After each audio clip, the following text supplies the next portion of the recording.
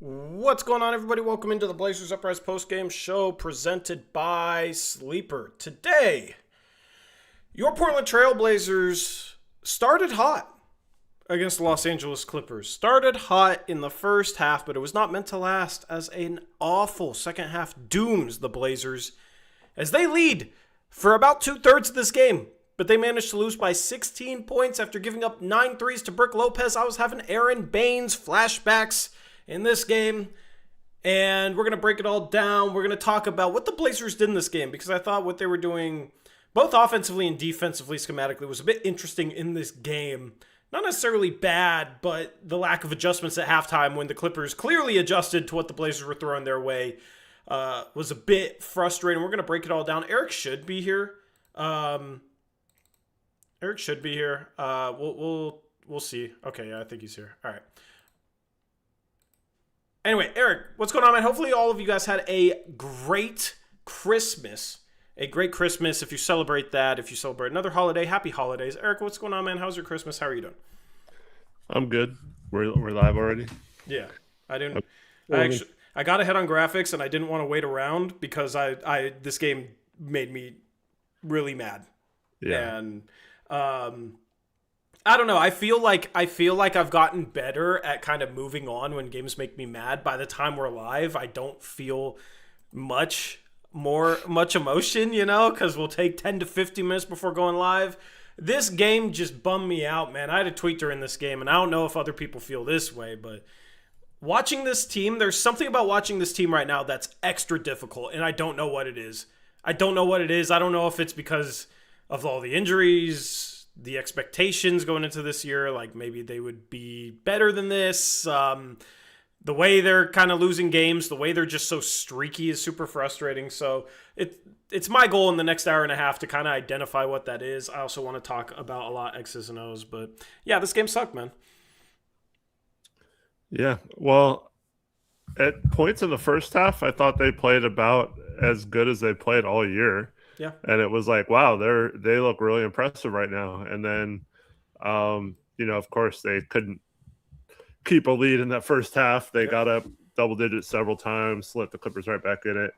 And then the second half just was an abomination. The second half was an absolute abomination. So let's just jump straight into the team stats. So those are not the right team stats. I'll pull up the team stats, but we're going to... I feel like this was a tale of two halves. The team stats aren't going to do the full story here because the Blazers ultimately played much, much better in the first half than the second half. They scored 16 points in the second half. 16 points. The shooting numbers aren't all that bad. You shoot 41% from three, 44% from the field. Blazers got blocked. It felt like, there's only 6 blocks for the Clippers, but they were all pretty noticeable blocks. The Blazers attacking the rim hard and getting stuffed. Brook Lopez had a couple. I don't even really know where to dive in here, man. It's kind of interesting now that ESPN has the percentage led stat down at the bottom of this graphic, and we led for 64% of the game, and we lost by 16. So that kind of tells you the tale of the game. The Blazers completely faded in this game. They got 12 more field goal attempts, but they got outscored by 14 from the free throw line. And I feel like the free throw shooting, both the Blazers struggling to knock down free throws, it's been a theme in far too many games lately, as well as all the dumb fouls that the Blazers commit, all the free throws they give other teams. They're one of the worst teams in the league at fouling opponent offenses, and it's getting frustrated to see. It's frustrating to see a team play 22 seconds of good defense and then just have a bad foul with 2 seconds left on the shot clock. I feel like we see that too much. Where do you want to dive in here, Eric? Because there's a bunch of different things to break down from this one, but I feel like this stream needs to be mostly kind of like a what's the plan schematically going forward, especially with this lineup if we're not going to see reinforcements soon, because I felt like they tried some different stuff in this game and it looked good in the first half and then completely crumbled in the second half. Yeah, well, I mean, it's pretty simple. It's the shooting, right? And we got turnovers, and that led to a lot of points. At one point, we're up 9-0 in points off turnovers in this game. And then it like completely flipped at halftime. The Clippers only turned the ball over 3 times second half. So they did a good job of taking care of the ball. We did not. We missed a ton of shots. We kept getting offensive rebounds and kept missing more shots. So like the offensive rebounds, it looks like we completely controlled the boards, which we did for the most part. But the 13 offensive rebounds is a little misleading because I think 5 of those were on one possession. And there was just so many misses in the second half. It just led to a lot of rebounds, but we didn't really capitalize on those. Yeah, so the Blazers were trapping the ball. Like, not even on pick and rolls. They did a little bit on pick and rolls, but it was mainly like ball up top near the sideline. The Blazers were sending 2 to the ball and like rotating behind that. And the Clippers didn't seem prepared for that, which the Blazers haven't done that a whole lot this season. A lot of their pressure has kind of been one-on-one. Yeah, sure, they'll run and jump here and there, but I can't remember the last time I saw a dedicated game plan. We're coming into a game, the Blazers were just sending 2 to the ball constantly, even in the half court, and trying to rotate behind that. And it had some good results in the first half when the Blazers were able to force turnovers and were able to get out, run a little bit off those turnovers, get some points off those turnovers. It's what built the Blazers at one point a 12-point lead. The second half, the Clippers obviously talked about it at halftime, stretched out the trap, brought the trap further away from the rim, and were doing a good job of hitting Chris Dunn in the middle of the floor. And by spacing out that trap a little bit more, it was just a little bit more room to operate on a 4-on-3 going downhill. So they were finding corner shooters. Shoot, there was a time Chris Dunn got the ball in the middle of the floor and nobody rotated to him, and he drove for a wide open layup. There was also times in this defense where it seemed like the Blazers' rotations weren't really set, or players didn't exactly know where to rotate. And while it worked in the first half when the Clippers were not doing a good job of executing against it, in the second half, when they started executing against it, the Blazers had multiple missed rotations. I mean, one of Brook Lopez's threes where Tammani left him to go double the ball. Chris Murray just didn't even rotate up to Brook Lopez from 3. And Brook Lopez was basically Ray Allen from 3 today. He was insane from 3 today. And the Blazers don't even rotate one pass away. There was guys getting crossed up on rotations. Like, I understand that they haven't run it much. The rotations aren't necessarily going to be perfect, but there did seem to be some confusion at times during this game as to who should be the guy rotating to the one pass away. You know, when you leave one pass away, you go double the ball, somebody has to rotate to your guy. That starts the chain of rotation, and hopefully you're not stuck in a scramble with them attacking downhill, exploiting it, right? That's the name of the game when you're going to trap the ball. But the Blazers at times wouldn't even make the proper rotation one pass away, let alone 2 passes away. And with the way they were kind of stretching out their defense, there's just a lot of space for the Clippers to work with. They started attacking one-on-one. James Harden had some plays where he got downhill, got into the paint, and scored. And the Blazers defense just got completely picked apart, but it was like they didn't even adjust. They weren't ready to adjust. It's like, this is how we're going to defend them all game long, and even if they adjust, even if they start to pick it apart, even if we're not forcing turnovers anymore, which they didn't in the second half, only forcing 3, we're not ready to counter their adjustments. And that was super frustrating for me. So what'd you think of the defense? What'd you think of the scheme? What'd you think of the adjustments the Clippers made at halftime and the way the Blazers responded to them? Well, first of all, when we started First of all, Eric's going to get collab cam to bring back Eric. Brutal timing. So sorry, you got collab cam. Start again. Right at the start. Oh, really? Really? Yeah, perfect timing. We love that. But we adjust on the fly. Here you go. Yeah, so I was really excited to see just something different on defense at in the first half. So like I like the traps. They, like you mentioned, they did a bad job of rotating at several points, but it did create some turnovers in the first half. They threw a bunch of cross-court passes that led to turnovers out of the traps. So I did like seeing that mix or like something different. It's got a lot of work to do to clean that up. But for the most part, they were going back to drop a lot. And especially I saw your tweet about why is Robert Williams running drop when he's in the game? Why isn't he up on the perimeter switching and stuff like that? Why aren't we throwing different looks at him? And I completely agree. I thought the same thing during this game. It's like I saw it in my head, all these tweets that I didn't even look, but I'm sure like Donovan's getting abused by Brook Lopez because he's shooting all these threes, like we normally see when a center hits threes against us. And I kept thinking like, why Brook Lopez is going crazy. We know he's just going to shoot threes. Why are we in this coverage? And it made no sense. And we just continued to run it. And then we run some crappy zone at times, and that got abused.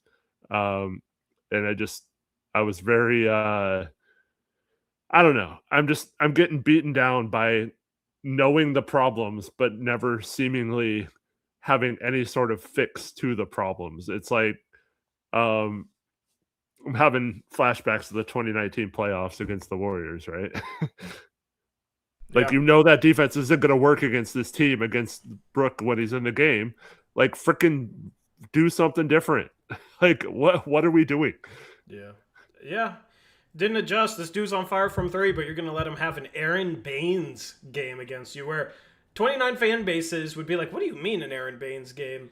Well, maybe 28. Maybe Suns fans remember. But if you say an Aaron Baines game to Blazer fans, they immediately know exactly what you're talking about. That's where you just let a role-playing center hit a million threes on your head. All right? If you don't, for some reason, remember, and I think it was 2020, Aaron Baines had like 8 threes. He was hitting step-back threes against the Blazers, and this was not as prolific of a three-point shooter as Brook Lopez is. But yeah, I think that's part of the reason that's where things are getting frustrating right now is we see the Blazers just have these like spurts where they look good and it's never sustainable. And of course, you're never going to always play at your best. Like there's going to be ebbs and flows and runs in an NBA basketball game, but it's just stuff like, all right, you're trapping, you're forcing some turnovers, they adjust and then you don't. And all of a sudden you're just getting picked apart in the second half. And all of a sudden your offense, which was moving the ball great in the first half, the ball movement stops. We'll talk about that. There's a lot to focus on defensively that I kind of want to start here because the Blazers did end up giving 63 points up in the second half. This is a Blazer team that, even with the guys they have out, this lineup should be better defensively against a team that has been awful this year, although might be turning it around. The one good thing about today's loss is the OKC pick gets a little bit worse. But it just gets frustrating. Like Brook Lopez cooks you, and then Kawhi, you're fouling him like crazy. City Sissoko comes in the third quarter and commits a million stupid fouls. I'm getting sick and tired of the stupid fouls. I'm getting sick and tired of how many free throws we see the other team shoot. I'll look up the stat for the opposing free throw rate, but it's not good. So it's just like kind of like stupid plays from players, and then we run the stupid 3-2 zone, which is always disgusting. Kawhi Leonard, first play against it that I saw, dunked all over it, just drove right to the rim and had a monster jam. And then you come in with one scheme and you're not prepared to do anything else. And then you have Robert Williams, who's like a mobile big man who's only 6'8". You're still running him in drop like he's clinging. If you're going to play drop, play clinging more. He was your best shooter today. He was literally your best shooter today. We'll talk about that, of course, but yeah, you're just running Rob Williams and drop, and it's like the whole game plan is we're going to be aggressive, we're going to send to the ball, except when there's a pick and roll, in the second half, we're going to drop Rob Williams and give them a bunch of space to operate. It just kind of made no sense to me. Why? Like going into it, I liked the game plan, like you said, but after that, not being able to adjust, not being able to try anything else other than a zone in the second half or dropping Robert Williams far off of screens was extremely frustrating. Yeah. So 2 things I want to touch upon. One, you mentioned City Sissoko. I swear he had 4 fouls by himself in just a few minutes in the third quarter, and single-handedly got us in the penalty because the 5th one would then be free throws for them. So he just comes in and they were all like on the ball or like not even shooting fouls. They're just like stupid over-aggression fouls. And it's one thing to get one, come in the game and get one, but like to get 4 in a quarter, like that's freaking ridiculous. And then here's the thing about the injuries and the defense. Okay, it doesn't matter who is injured if the scheme is wrong. Like, it does not matter. You could have the 5 greatest defenders of all time, and yes, they might rotate better out of those traps, or they might, someone might make a play with their length that we didn't have or something. But for the most part, if you run a scheme that leaves Brook Lopez wide open and you're not making an emphasis to never leave him as a shooter, that doesn't matter who's playing. That's like a scheme thing, in my opinion. And that's someone in the chat mentioned this during the game. Chris Murray got chewed out by Tiago for leaving Brook or missing a rotation or something on him. Yep. And so he at least he like tried to say something, I guess. So maybe the players weren't executing right. But when your center, do you know what play they're talking about? Did you see the play? Yeah. Like if you're on a hot shooter one pass away, I don't really like sending 2 to trap. Like, have it be situational. But when you do it all the time, no matter the situation, they start expecting it. It's like, okay, you're going to trap one pass away, and I got a guy who's made 1,000,000 threes one pass away. All right, yeah, come trap me. Here, I'll dish it to him. And then you can't make the first rotation out of that. That's really, really bad. Mm-hmm. Yeah, or you like leave Brook to go guard a lesser offensive player. Yeah, that happened too a couple times. But for the most part, a coach should be able to say, okay, Brook is killing us. He has 6 threes already. Like, do not leave him. Like, I want someone on him at all times. If his guy rotates over, someone else has got to go up. I don't care about the other 4 guys. I do not want Brook Lopez to hit another 3 in this game.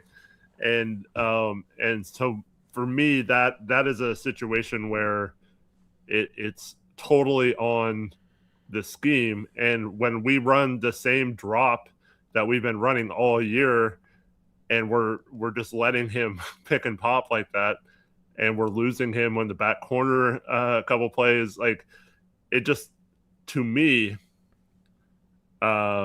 it's just a situation where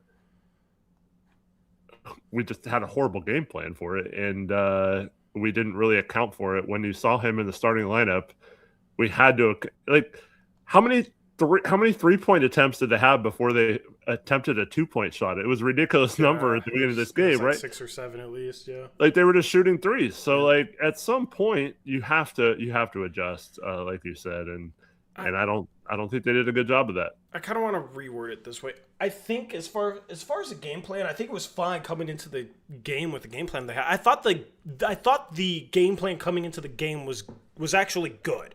Okay, Brook Lopez can get hot from 3. I don't know what he was shooting this year though. I know he had been struggling. I'll look it up, but I know he hadn't been playing the best for the Clippers, and on his career he's like a 34% off the top of my head. He was shooting 36% from 3. Last year was 37%. Okay, so yeah, I mean, like, that's a 37% shooter, but there's some times where he can go cold, right? So you want to come to a game, you want to trap and then live with him shooting 3s. I kind of understand the idea. And even though he made 3s in the first half, it still worked because the Blazers were able to force some turnovers and got a rhythm offensively running the other way. The Blazers ended up scoring 62 points in the first half. The Clippers clawed their way back, but the Blazers were up 6. So you got a game plan coming into the game, and you're up 6 at halftime. I don't know what the spread was on this, but like in this type of game, yeah, I'd take a 6-point halftime lead, especially if the only reason it's as close as it is because Brook Lopez gets hot from 3. I think for me it was the inability to adjust. The Clippers are a well-coached team. I know they haven't looked like it at times this year. They've been awful. But they're starting to figure it out. They've won 3 in a row, and I kind of do expect them to turn it around. You still got Kawhi Leonard. You still got James Harden. John Collins hit a couple 3s in this game. He had been struggling for the Clippers. He had 4 fouls in this game. But it was basically just 3 guys that beat you. It was Kawhi, it was Brook, and it was James. Nobody else had more than 8 points in this game. Literally nobody else had more than 8 points in this game. I'll pop up the box score so you guys can really see what we're dealing with here. You're dealing with 3 players that beat you. Your game plan was to trap these guys to get the ball out of their hands and then not let them do damage, and they still did damage. So that didn't. The Pistons one came up. Yeah, no, I know. This is what happens when I start streams fast. Nope, that's also the wrong one. Anyway, it's 3 guys that did damage. What the hell is going on with this? All right, I'll fix it in a sec. It's 3 guys that did damage against you. James Harden had 34. Brook Lopez had 31. Kawhi Leonard had 28. They started stretching out that trap and then getting the ball into the middle to Chris Dunn. They started parking Brook Lopez in that corner, that opposite corner, because you have to rotate towards the ball when you trap. You rotate off the corner when you trap, off the weak side corner. You put 2 to the ball. You want to try and take away the closest 3 options. There's a 5th offensive player that has to be accounted for because you sent 2 to the ball. The smart thing to do, which is what the Clippers did, you put Brook Lopez in that opposite corner so that when the defense rotates towards the middle of the floor, if you can get the ball out of that trap, stretch that trap out, get the ball into the middle, it's really hard to stay on that corner 3 and stop the ball when it gets to the middle of the floor behind the trap, right? So that was a really good adjustment. But, I mean, even when Brook Lopez was at the top of the arc 1 pass away, the Blazers weren't rotating properly. So it's a combination of many things in this game, but they adjusted. They started picking it apart. Adjust back. Like, the lack of in-game adjustments, I struggle to come on here on post-game shows and discuss an adjustment that Thiago Splitter made in the middle of a game. How many times do we come on here on post-game shows and this is what they switched up at halftime? I can sit here and talk about how the Clippers started dealing with the trap that the Blazers were sending their way. Mm-hmm. But far too often, the Blazers, there's been multiple times where they just have an awful third quarter. There's been plenty of games where they have an awful third quarter where it feels like the opposing team made an adjustment and the Blazers weren't ready for that. And the opposing team's adjustment works. And they go on a run in the third quarter. And that's literally exactly what happened in this game. Well, it's felt that way all year. Like the Blazers were just going to play a certain way. Whether it works or not, they were going to play their way, And I just, especially with the injuries piling up, you have to basically game plan some of these guys to help them out. You have to have better strategies to attack. You have to have better strategies to defend. And without that, it's just a real struggle when you're outmatched with talent on the floor with all these injuries. Yep, agree. Shout out to, let's see here, Trevor Schindler, $5 donation, says, don't hate me for this, guys, but a chance at AJ DeBont says, fine by me. Weren't we 1 number off Wemby and Flag the last couple of drafts? 3rd time's the charm. Thank you, Trevor, for the $5 donation. And I get it. Trust me, I really do. Just me personally, I am tired of I'm tired of talking about freaking losses. I'm tired of losing. I am sick and tired of losing. Okay? This loss bothers the hell out of me. I am tired of every time it feels like this team's starting to figure something out the past 3-4 years. It doesn't last. The defense from last year, the second half of the season, for some reason, they're a below-average defensive team. Even though Donovan Clingan analytically is playing phenomenal defense, the rest of the defense is broken for whatever freaking reason. And it's inexcusable to me. They have not built upon the defense from last year. And it's like, all right, when are you going to start consistently building something that's successful? I said this last post-game show. I get it. They're injured. I get it. But they're always injured. There's always injuries. If we're just going to sit here every year and say we're injured, that's why we're 12-19 every year, then man, that sucks to be a fan of. It sucks. At some point, it's like just start building an identity. It felt like they made some progress there last season, and this season it's like that progress has completely gone away. They've actually statistically been better offensively, even though their offense, they're the worst jump shooting team in the league. They haven't even been able to make progress on that either. So I'm just getting kind of fed up with the lack of progress. They've gotten some pieces. You got Dame coming back next year. There's a lot to look forward to. New owner coming in. Denny's playing like a star. Sharp has looked good. Tonight, he basically disappeared in the second half, and this was a rough game for him. But everyone disappeared. Everybody disappeared in the second half. But like this is where you look. I'll talk about with Denny too. Denny kind of was super passive till the end there.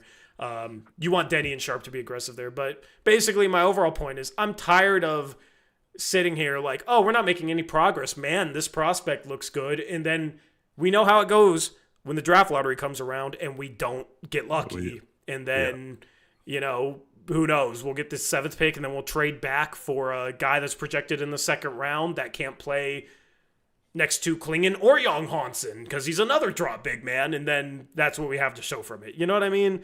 Like, I'm just kind of over the tanking. Yeah, it'd be great to get lucky in the lottery. Yeah, it would probably be better for this organization's future. But if we're tanking this year too, who's to say we're not going to end up tanking next year as well, man? Like, it's year after year after year after this point, and I'm just getting flat out tired of it. I'm getting exhausted. Yeah, I'm completely there with you. Let me separate this into 2 things. One, tremendous draft. Like, this draft is going to be amazing. The top 3 prospects, and I would even throw in a couple more, would be game changers for the Blazers if they were able to get one of the top 3 picks and get one of those guys. Like, that would be insane, and it would be awesome. However, there has to be a point where we cut off the conversation and quit using the excuse, oh, they're tanking when they're losing. They are not tanking. They are trying to win. And people are using the tanking excuse to validate their opinions on, oh no, Joe Cronin's a genius. So like, now how could this Blazers team be playing bad? There's no possible way it's anything other than they're tanking, right? Like that's got to be the reason why they're not playing any of these guys and they all have these injuries and all that kind of stuff. No, they just aren't playing that well. And they played well at times during this game tonight, in the first half at least.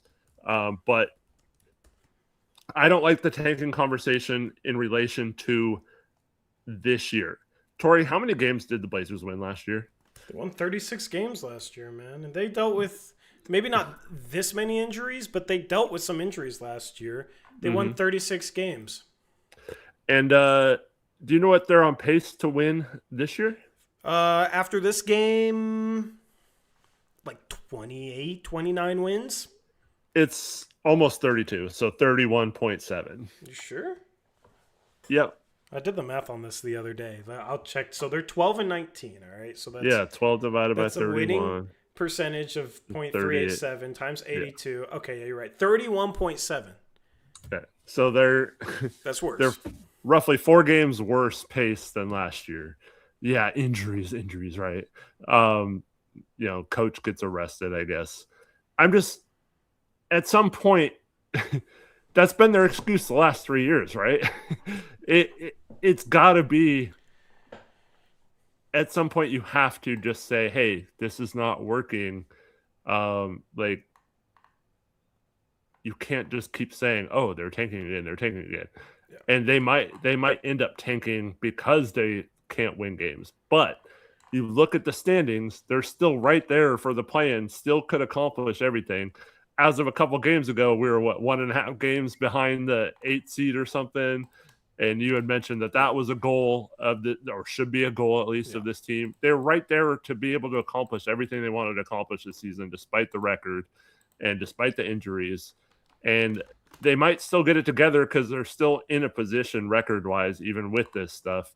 But it's just, I'm just sick of hearing, like, anytime there's like a horrible game plan and we basically don't guard Brook Lopez, it's like, well, the Blazers are injured. What are you supposed to do? Or they're tanking. What are you supposed to do? Like, no, you're supposed to still be able to game plan to stop someone. I don't think at some point we have to stop giving this team the benefit of the doubt that they're quiet tanking or quiet, like, purposely having these injuries.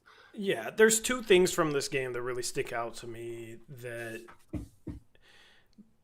I want to kind of, I guess, have summarized this game, okay? One, they're underachieving defensively. They are underachieving defensively. This lineup should not be that bad defensively, where you give up 51% from the field and 50% from three. You didn't even force a ton of turnovers. You gave up 13 turnovers.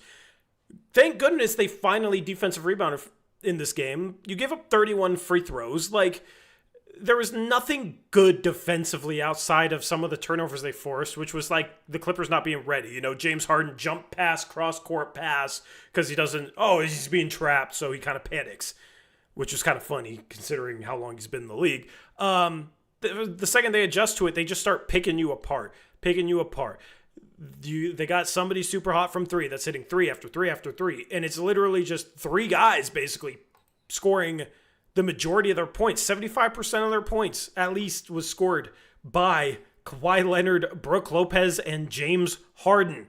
All right? So it's not even like you're dealing with a bunch of different shooters that's stretching out your defense and you're struggling to contain all the different threats that they have.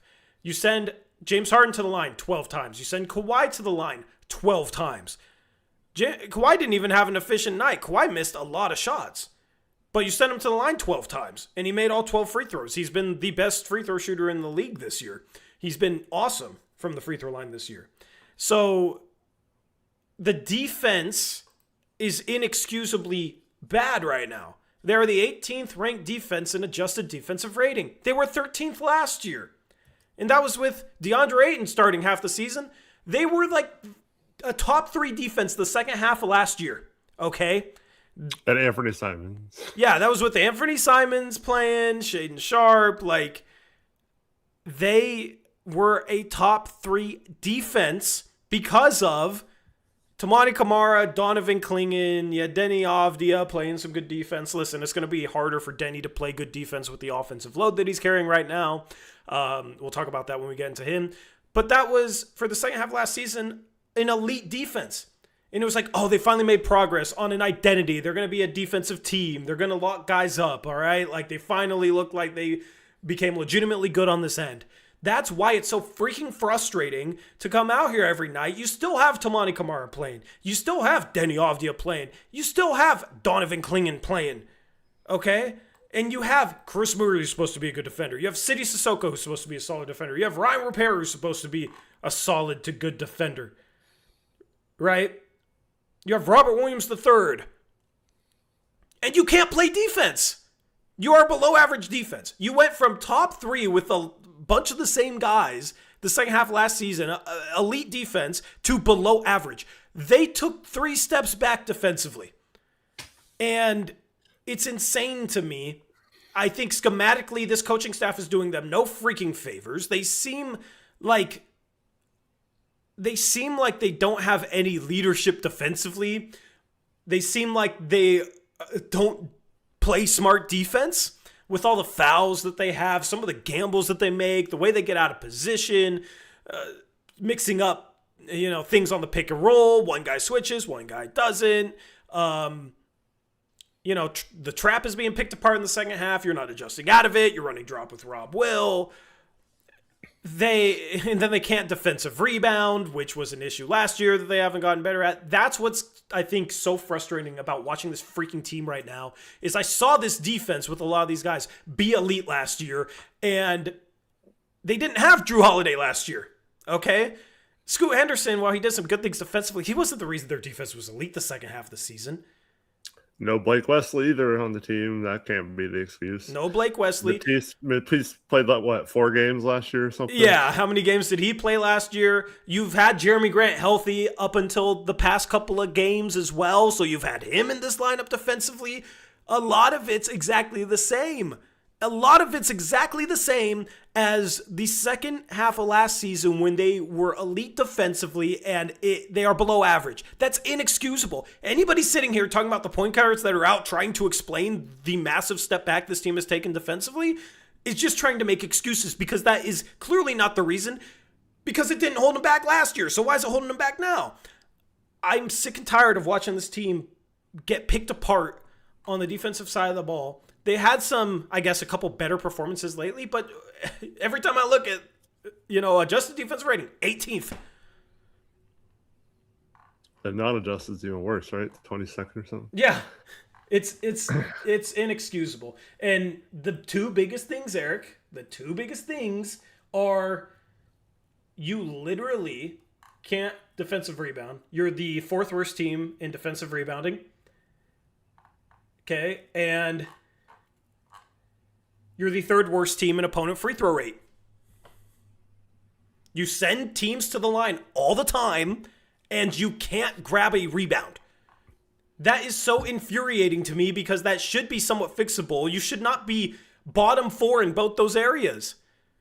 That's not anything like even execution-wise. That's just boxing out, doing the little things, and then being smart and not picking up dumb, stupid fouls, which we do more than it feels like any other team in the league. Yeah.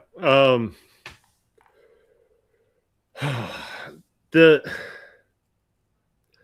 defense thing, or at least I was talking about how I could very easily see it regress this year, even with the personnel. They were extremely lucky. It's a luck-based stat for the most part, and that's defensive 3-point field goal percentage. They had the lowest 3-point field goal percentage in the league during that stretch, and that's usually something that can just go back to the pack very easily. It's not necessarily like something you're doing. Like, you can defend the 3-point line, obviously, and you can alter that number a little bit, but for the most part, it's a luck-based stat in terms of just people going back through data and things like that. It's just a matter of, like, sometimes the other team misses a bunch of wide open threes that you give up, and you can't really say you played good defense or whatever. But they had a lot of that during their stretch of good defense last year, where they had teams just completely have horrible games shooting wise. And that's not necessarily sustainable to just always think that other teams are going to be last in the league in terms of shooting against you. So that has completely flipped this year. And the Blazers, like you mentioned, can't rebound out of it either. So it's a situation where it's just going to take some guys like playing better, I guess, and maybe it gets a little better with guys coming back. But we talk a lot about isolation on offense. It really feels like it's like 5 isolated guys just playing defense. Like, Tammani's out doing his thing, and it's not really. It might be good, like, individual defense for him on one guy, but it's not necessarily helping the overall team defense to have him just go out there. And then we talked about City coming in, and he's just off on his own, fouling like crazy, and that doesn't help the team defense. So, like, we have all these individuals who are like good defenders or should be good, and then we have a situation where they're not really playing as a team. And then you mix in, a lot of the season we played zone in bad times, and it's cost us. We've run drop against some teams we shouldn't have, like tonight, and just combination of things. And it just leads to, I think it could get better if if some things happen differently and they change it up a little bit. But I don't know, man. I don't know if they've really been willing to change much other than, like I said, I was excited to see them trap a little bit. But they really didn't know what to do out of those traps if it wasn't resulting in a turnover, because they haven't really done that much. So hopefully this is a game where they build upon that. But from the beginning of this channel, the very first podcast we did, Tori, and I'll continue to mention this every single time this comes up, you cannot run the same defense the entire game on the same people. They will figure it out in the NBA, and they will kill you. they will they will abuse whatever defense you're running. It doesn't matter what it is. They will eventually figure out what you are doing, and it becomes predictable, and they will realize how to attack it, and you have to switch it up. So you can't just blanketly run a trap at James Harden and Kawhi Leonard every time they come off a certain situation or get near the 3-point line and expect it to work once they start figuring out how to attack it. And that's what seemed to happen, and what seems to happen a lot. And this has happened, like I said, for 6+ years now with this drop scheme, that going back to Stott's teams, where teams knew exactly where the center was going to be every time they ran a pick and roll. And you don't think that a team would know how to get a shot, or a good quality shot, or what person to set a screen with to get the exact shot they want. You're coming off that screen if you're Steph Curry or James Harden in this situation, and you know exactly where that center is going to be. He's going to be in the paint with 2 feet back there. You don't think those guys know exactly how to attack that?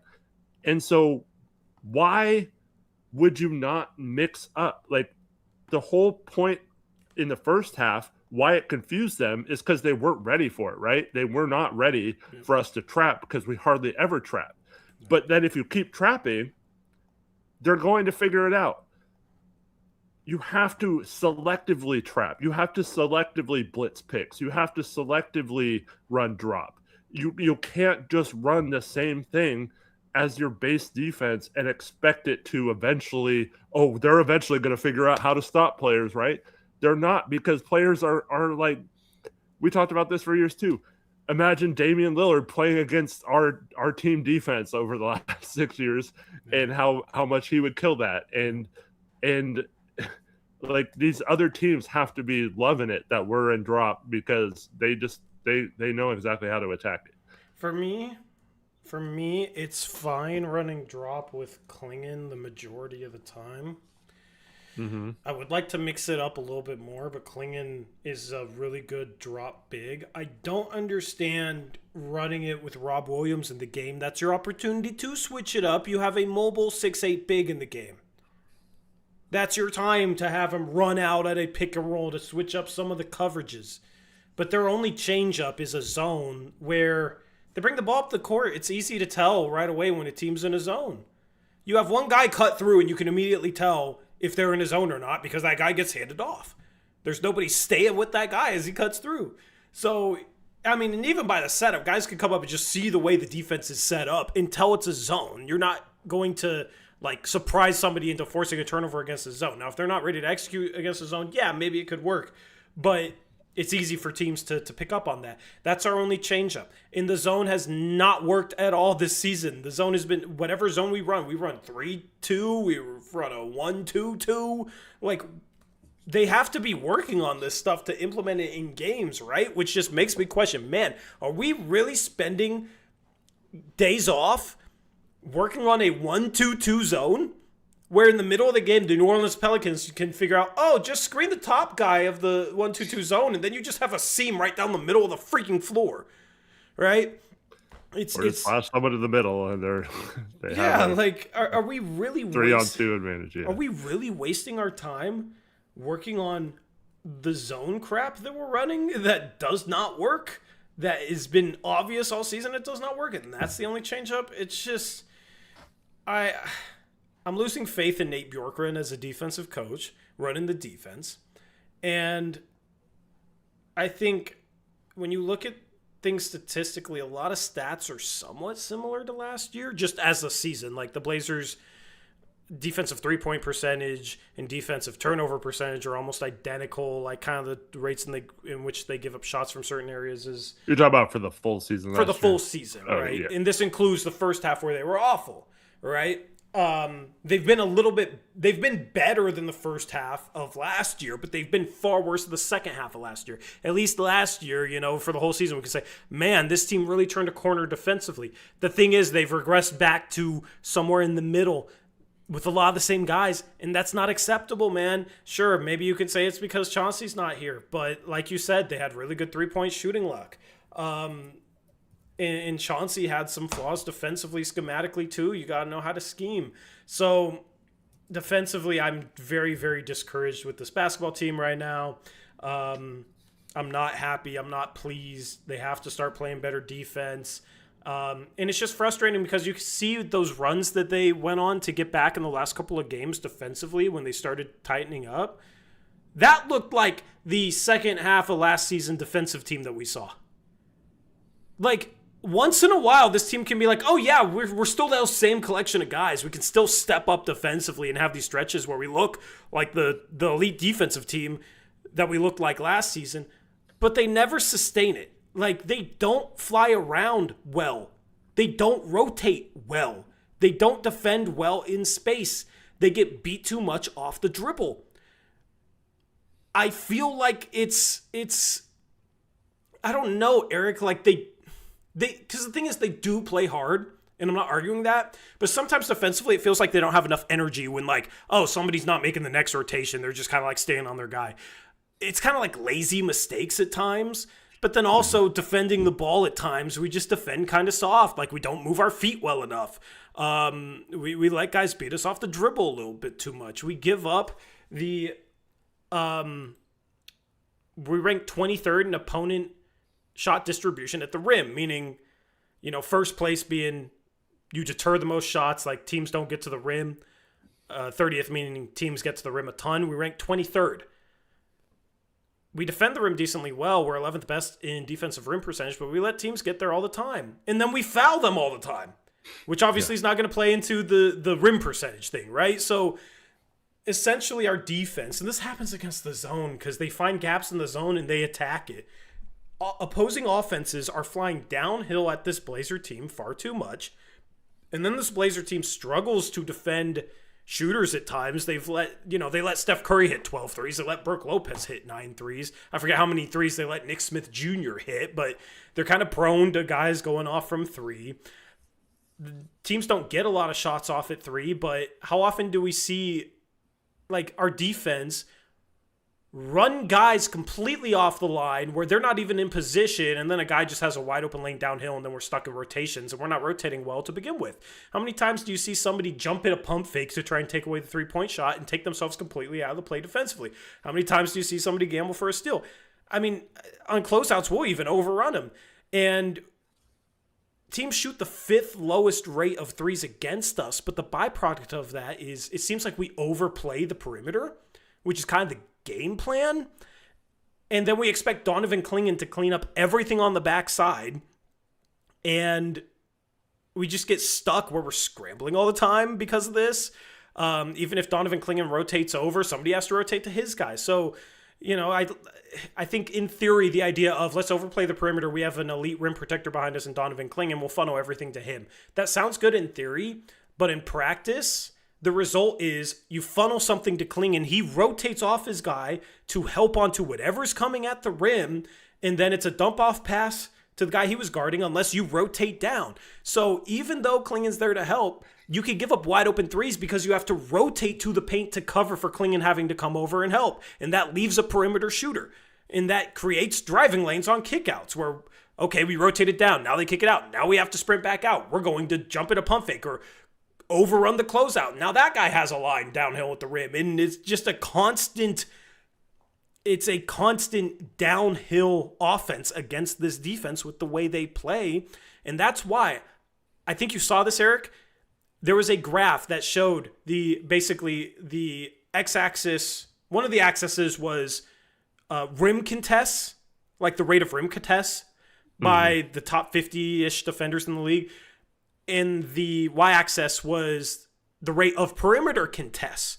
So basically it was a graph to show you, all right, who's mostly just contesting shots at the rim, who's mostly contesting shots on the perimeter, who's not really contesting shots, and who's contesting shots everywhere.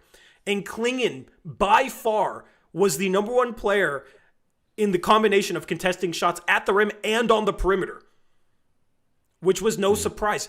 But the defense essentially is just forcing kind of everything downhill at him, and he's trying to... He does deter shots, he does block shots, he's doing a great job defensively, but they over-rely on him. And that's why without him in the game, there's some really rough defensive possessions. But I'm just kind of tired of that being the defense, man, because it's not working so far this year.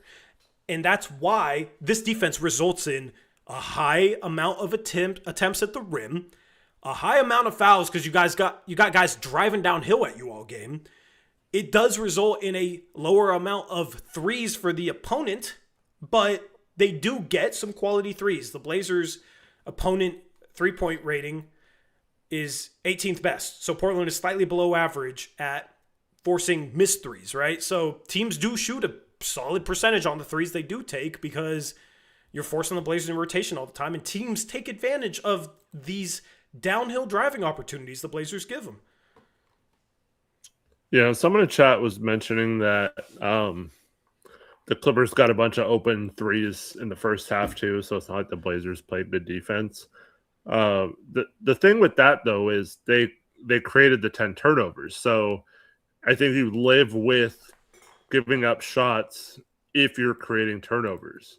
The problem is most of this season, or at least the last few weeks, and then outside of the first half of this game, but the second half, you look at it, they don't create any turnovers, and they're still giving up the threes. So it's a combination of, I think they live with some shots given up if you're getting the action you want, which is turnovers, or at least kind of making the play chaotic for them where they're taking shots at the end of shot clocks or whatever, and you have a little bit of pressure situation, like, oh, the ball's coming to me, I have 1 second to shoot, like that kind of thing.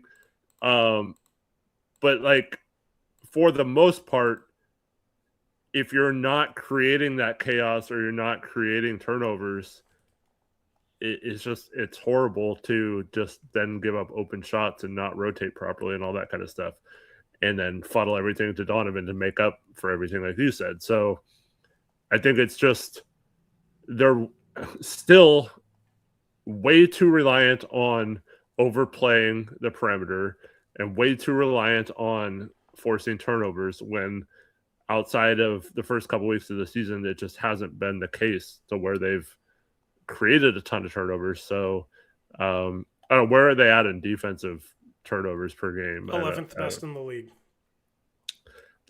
You'd think that's pretty good, right? But when you're selling out every play to create a turnover, 11th best probably isn't good, because a lot of teams get their turnovers more in like a natural base defense. And we've been saying that all year. Their base defense is crap, and they don't really have times where it's just like, okay, we need you 5 players to just play solid D and not let anything get in front of you. And I feel like if they just did that a little more, they'd be fine on defense. But they're always over aggressive, and it leads to the foul situation we've been talking about. It leads to open shots because you're over pursuing. It leads to bad closeouts, and that leads to drives to the rim. And all this stuff. And it leads to confusion. This defense seems confused far too often. So to me, you mentioned the practice thing. I mean, now they have no time to practice because they either have a game every other day or back-to-back for the next several weeks, right? Now that this Christmas 2 days is over.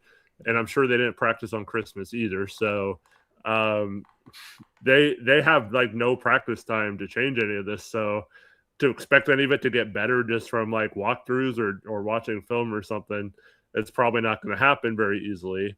But to me, over the past few weeks when they've had long stretches, 3 days in between games several times, they should have been working on getting back to the fundamentals of a 5-player shell defense where you just don't make mistakes and play solid.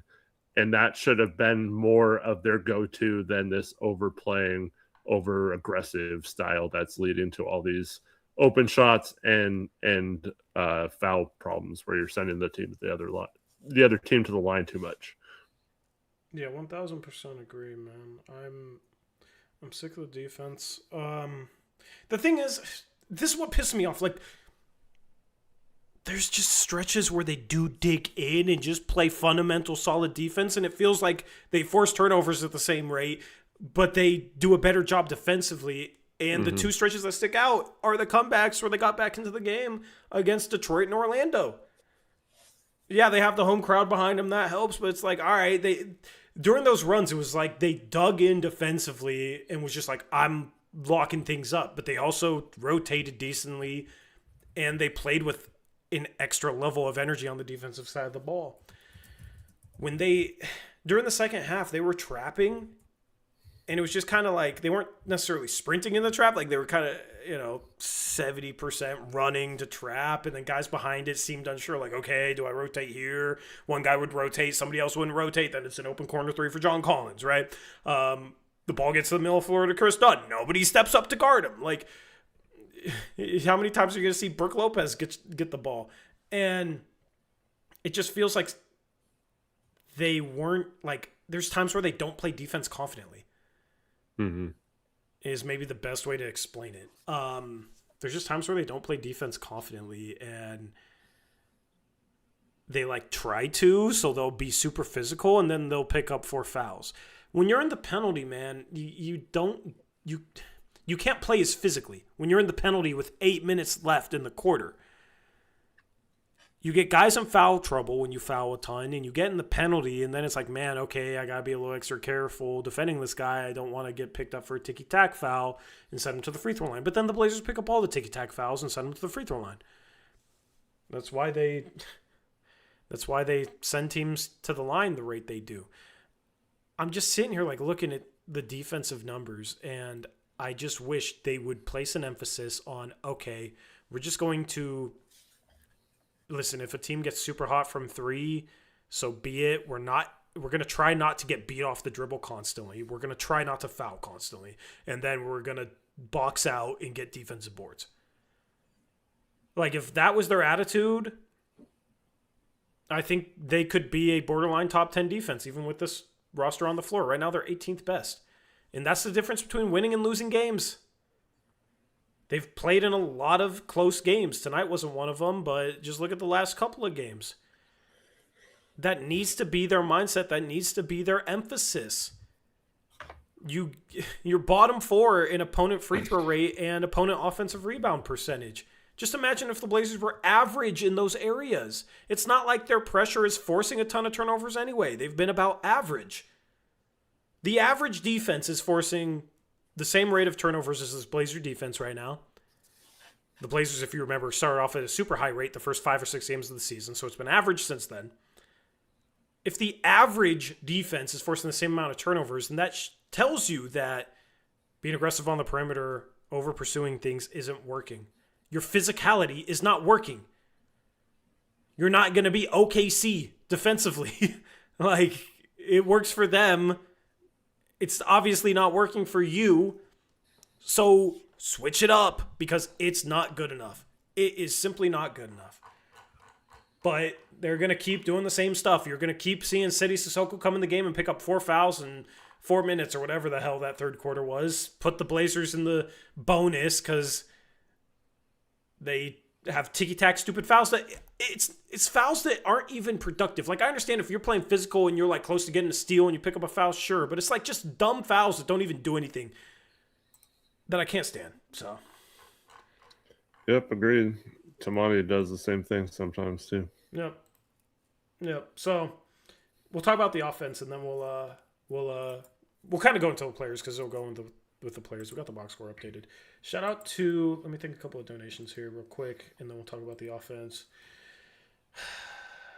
Shout out to Tay Plays, $2 donation, says, I'm sick of having a coach that is terrible. Thank you for the donation. I'm tired of watching a team that looks terribly coached, is how I feel about it. You know, how much of the defense is Nate and how much of it is Tiago. I don't know. Regardless, it's not good enough. Shout out to Free Throw Guy, 22 with the $5 donation, says, is Grant on his way out? Eric, what are these sources saying? Hashtag Rip City, rose emoji together. I mean, we've talked about this pretty much all the time. I do not believe they will trade Jeremy Grant unless it's like they're getting Giannis or someone like they're getting a star player and they have to use his contract. I just with Dame coming in trading for Drew, it made his contract less uh like important to move, but also I think this organization believes that having him it even if he's like the sixth or seventh man, that that's a good situation for this team. So you can disagree with that if you want. I feel like the Blazers are not going to move him. Instead, they're going to feel like once again this is a lost season because of injuries, and they're going to kind of not necessarily run it back next year, but they have a core of guys that they're definitely keeping for next year. And the question marks would be the guys who are expiring, like Thibault and Robert Williams. There were some rumors about Williams today. The person who posted the rumor said that they were due to Portland having two centers in Young Hansen and Donovan Clingan already. And we all know that Young's not going to be able to be included in that anytime soon. But you make a draft pick, you take him in the first round in a draft that had several other quality players in it. So you're kind of tied to him right now and hope that he is your future. And you know, who knows? Maybe they'll be proven right eventually on that pick. But I don't see how you can make moves right now with thinking that he is like even capable of being your backup center this year or next year. So I think the question in my mind is not what are they going to do with Jeremy Grant. I feel like he's going to be a Blazer for the rest of this year at least, unless, like I said, it's like a no-brainer star that we need to use his contract for. But I think the keys are going to be what they do with Robert Williams and Matisse Thybulle, knowing that they're probably not going to want to pay those guys this summer unless they could work out some sort of reasonable team-friendly extension prior to that. But I don't know why Rob Will or Matisse would do that either, unless they're just worried about being injured, which is certainly a possibility. Maybe their injuries have racked up to the point where they're worried about their value because they haven't been on the court that much. But yeah, I do not believe now that we have Dame back, we still have Drew in the mix. I don't believe that the Blazers are just going to try to salary dump Jeremy or try to get any value for him. I believe they think they need him if this team is going to be good. I don't believe they're going to trade a top 10 player on this team. I don't believe they're going to trade Thibault or Robert Williams. Yeah. I don't buy they could let him walk, yeah. I don't buy the Robert Williams interest to the point where I think the Blazers are going to be able to trade him for a first-round pick. And I think they're going to probably still be in a play-in hunt or maybe in the 10th seed. And it's like, all right, do we trade Robert Williams even though we don't have another suitable center on this team, or do we keep him to try and play our way into the playoffs? And I think the latter is going to be what wins out there. I don't think they're going to ultimately move Robert Williams or Matisse Thybulle. That's my gut feeling. The biggest type of trade I could see is like they trade Chris Murray and the worst 2029 first between Portland, Milwaukee, and Boston, and they trade that for Keon Ellis. You know, that's like the biggest type of trade. It's something like that. I don't know if there's another player that kind of factors in there. Maybe they go after like a Trey Murphy, but dude, they're gonna want so much for him. They're gonna want a lot more than what they wanted for their lottery pick this year. So it's kind of funny how that works out. To Muvsy, 14 Canadian dollar donation, says, I feel your pain, man. My Raptors lost to the Wizards. Yeah, the Raptors aren't looking too hot, Muvsy, man, but at least you guys still have a winning record, right? We'll look at the standings a little bit later. Let me see here. You guys are still fourth in the East. You're still 4 games above 500. Enjoy it, man. You're fourth in the East without without playoff expectations this year. We're sitting here 10th in the West. A half game up on 12th in the West because the Jazz beat the Pistons today. So we're barely better than the Utah Jazz. And then shout out to Mox. It's a 50-50 donation. I don't know of what. Of some sort of currency, which we love all currencies here.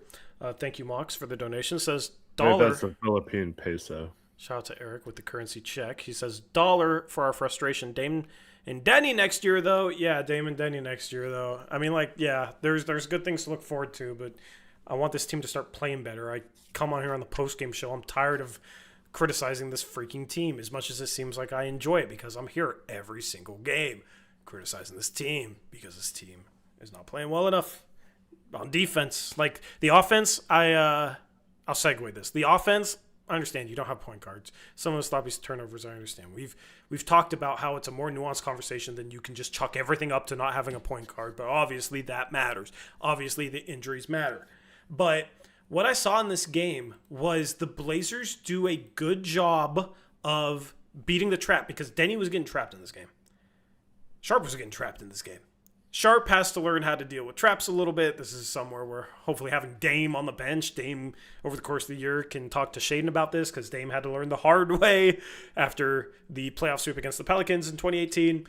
Shea has to do a better job dealing with the trap. But the Blazers, I thought, when they got the ball to Klingon on the short roll, I like Klingon in that position. And they did a decent job dealing with the trap in the first half. The second half, it completely shut them down. Like, the Clippers kept doing the same stuff, and it just started working. You know? It never works that way for the Blazers. But the Blazers ended up scoring 16 points in the third quarter. Eric, what, in your opinion, was the biggest reason for the Blazers' third quarter scoring struggles? I felt like all the great movement in the first half. They were making the right plays. There was a play. I don't remember if this is in the third or early fourth, but there was a play where like City went to cut baseline, and Donovan tried to pull like a little bit of a fancy pass. Maybe he shouldn't have done that, but it was there if City goes, and City just stops right behind the defender, and the ball goes out of bounds. And Clinton's like, why did you stop? Like, that was a dime from our 7-2 center if City just decided to keep running forwards on his cut. Mm-hmm. But I feel like they were making that play in the first half. So you mentioned Shea out of the double team. So there was one where he got double teamed on the near screen, and he had a nice little bounce pass to Donovan in the middle of the paint, and Donovan found Klingon on the other side of the rim. Donovan had a couple nice passes in that first half to Chris. And so I felt like the Blazers were doing a good job in the first half of being in the right spots, making the right passes to the middle, kind of like how we talked about attacking that zone. They were doing a good job of doing that with passing to the middle. Klingon's been doing a really good job of reading the floor passing wise, I think. And it was working. And Chris was getting wide open shots. Some other guys were getting open shots. And so I felt like in the second half, it just got way too like, okay, we haven't scored in a while, so now I have to drive and take a bad shot and try to go into traffic, and then the threes weren't falling, so our spacing is very bad anyway due to our shooters that we have out there, or lack thereof. So in the first half they make 10 of 21 or something like that, I think it was. Second half, at one point they were 4 of 16, I think, for three. So when you combine that with those players not moving, not hitting shots, not making the right cuts, not making the right passes, and then too much isolation one-on-one, oh, I got to score and try to get this team out of it, I think it's just a bad combination. And unfortunately, this is where I'd like to see them run some more like set plays to like get someone involved, but we all know that that's not going to be the case with this offense. Yeah. Yeah, it was interesting because they set a lot more ball screens in this game. Like, this game kind of felt different schematically. Maybe they've been doing it a little bit more recently, and I just like haven't picked up on the uptick. But like, it felt like they set a lot of ball screens today. There's a lot of pick and roll with like Denny throwing lobs to Sharp, inviting the trap at times in the first half, hitting Klingon, who had a short roll dime to Chris Murray. That was a beautiful pass. I love Klingon in the short roll.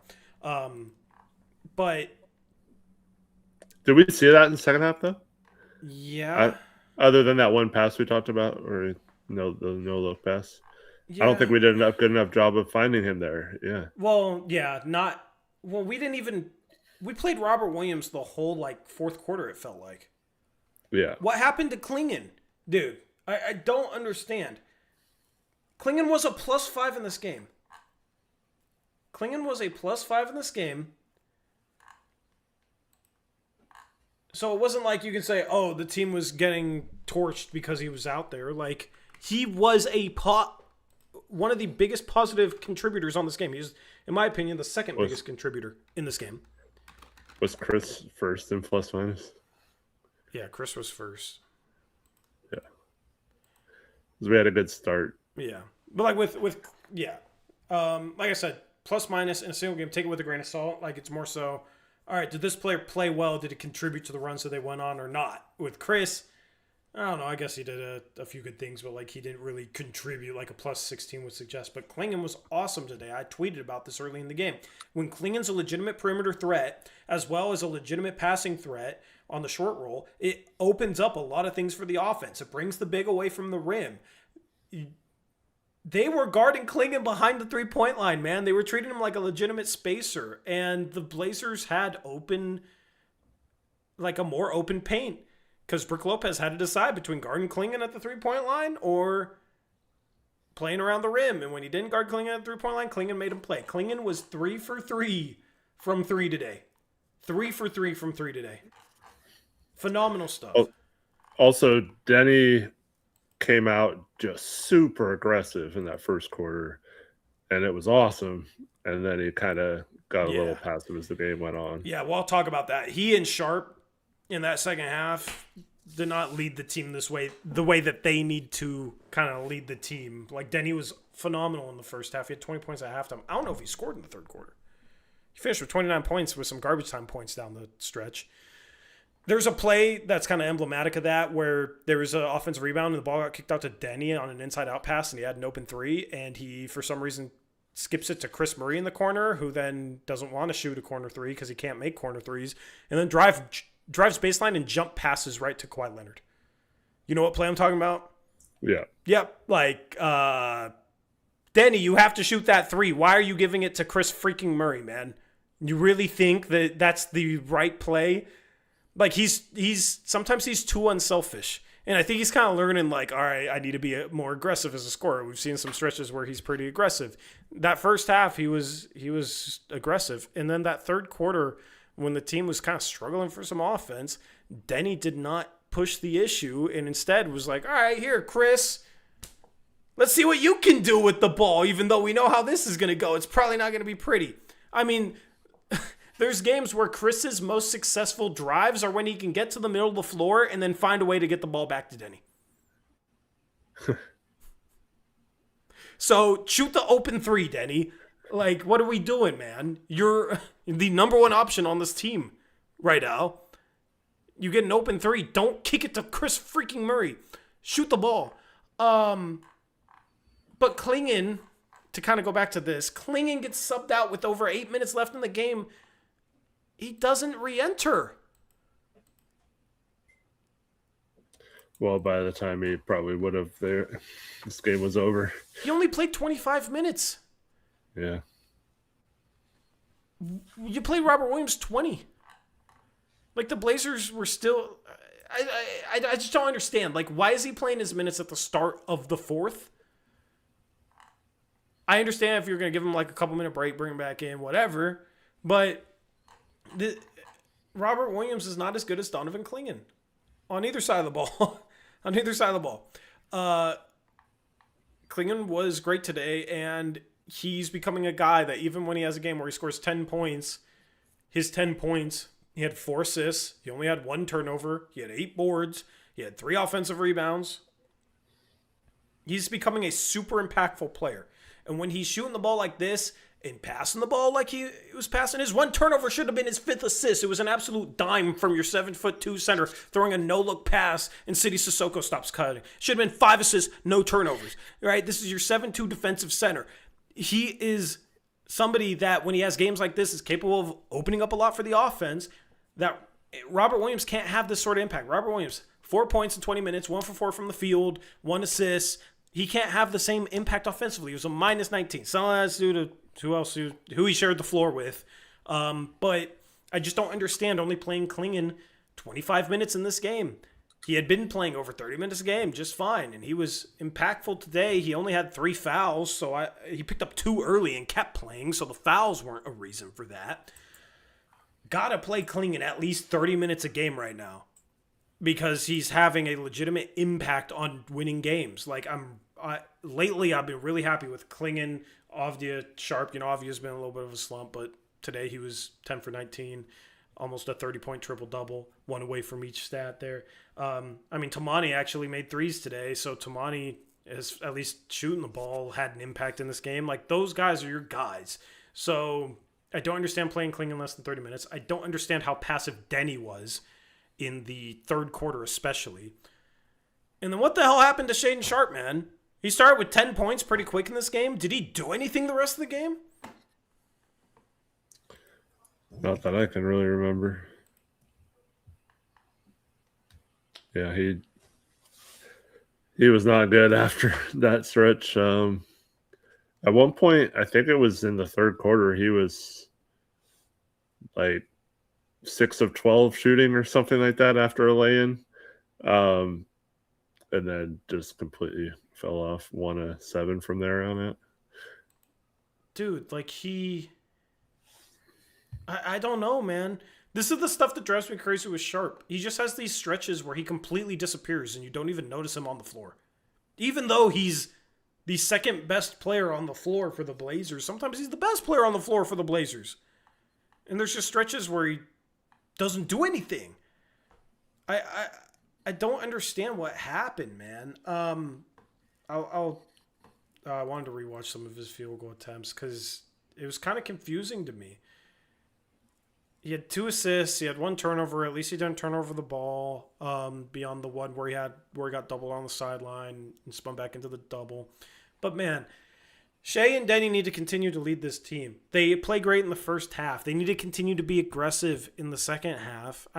Sharp got 19 shots up, so he did get a decent amount of shots up. Denny, in a game like this, where the team completely wilters away down the stretch, and he had 20 points at halftime, he needs to continue to be aggressive in the third quarter. If he goes 0 for 5, who cares? But this is also why when people start to nitpick, oh man, 5 of his last 6 games, he shot under 40%.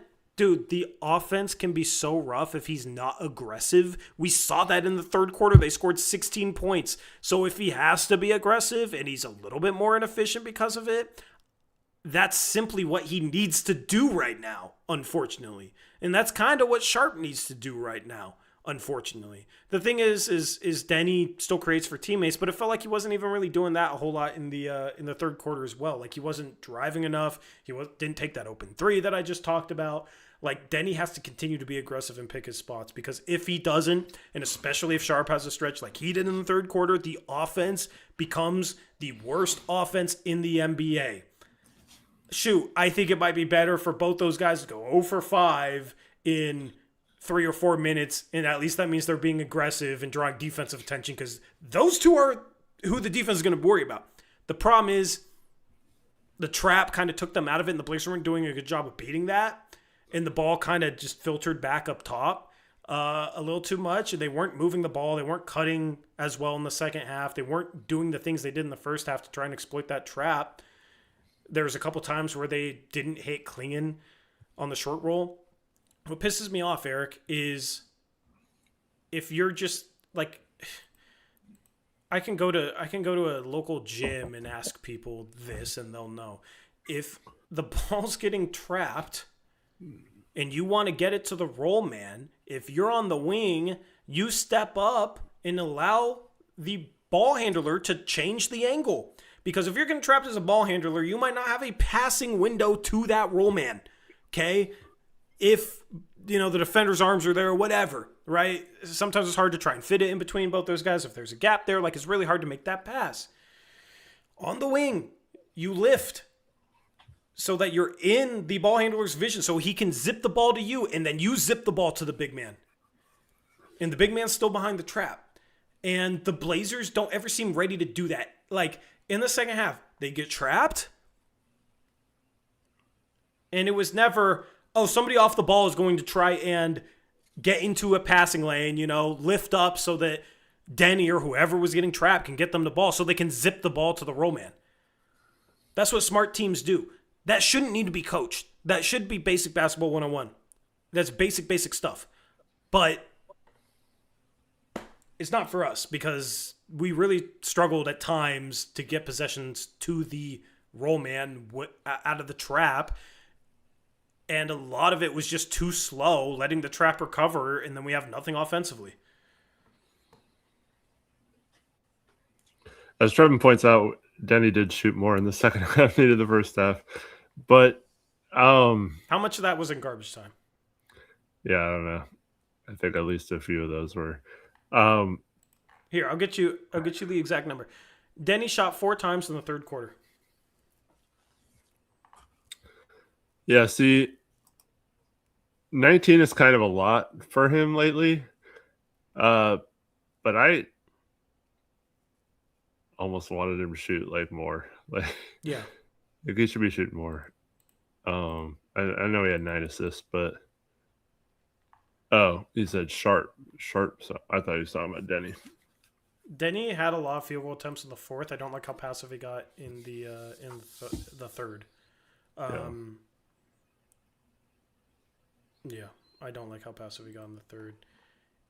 He made a 3 with 10:30 left. That was a nice step back 3. And then with 8:20 left, he came off a clean and pick and roll and shot a reverse on Brook Lopez. And they didn't shoot the ball until 3 minutes left in the third. So basically in 9 minutes of the third quarter where the Blazers could not score, Denny shot twice. 16 points on the board. And they scored 16 points.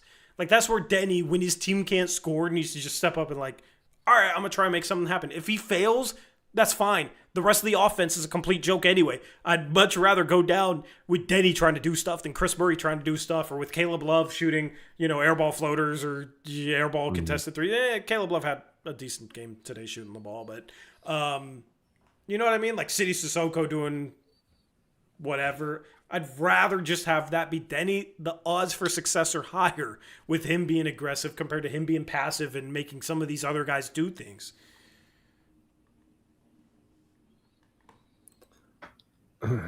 Just a reminder, please do not post fake news or rumors in chat. Fake breaking news. You will be put in timeout, and I know you don't want to do that, Mustafa. But anyways, we just need a mod to say that. If somebody comes in and does that, moderators, please just type that in the chat so we don't address it on air. Just give people a warning if they come in and do fake stuff like that. Okay, thank you. Appreciate your services. Anyway, I mean, Denny just, it's weird because he is super aggressive. He gets the line a lot. Obviously, that'll go down slightly after this game because he was averaging 9.7 attempts per game. But yeah, he's just, I don't know. We have to find a way to attack. And this is where chat was talking about this. Do we think there's a chance this will be beneficial to Sharp and Denny both once guys get back that they have had now to deal with all this defensive attention? I don't know if it'll necessarily be better for them, but I will say that I think it's it'll make like Jeremy Grant's job easier, or it should in theory.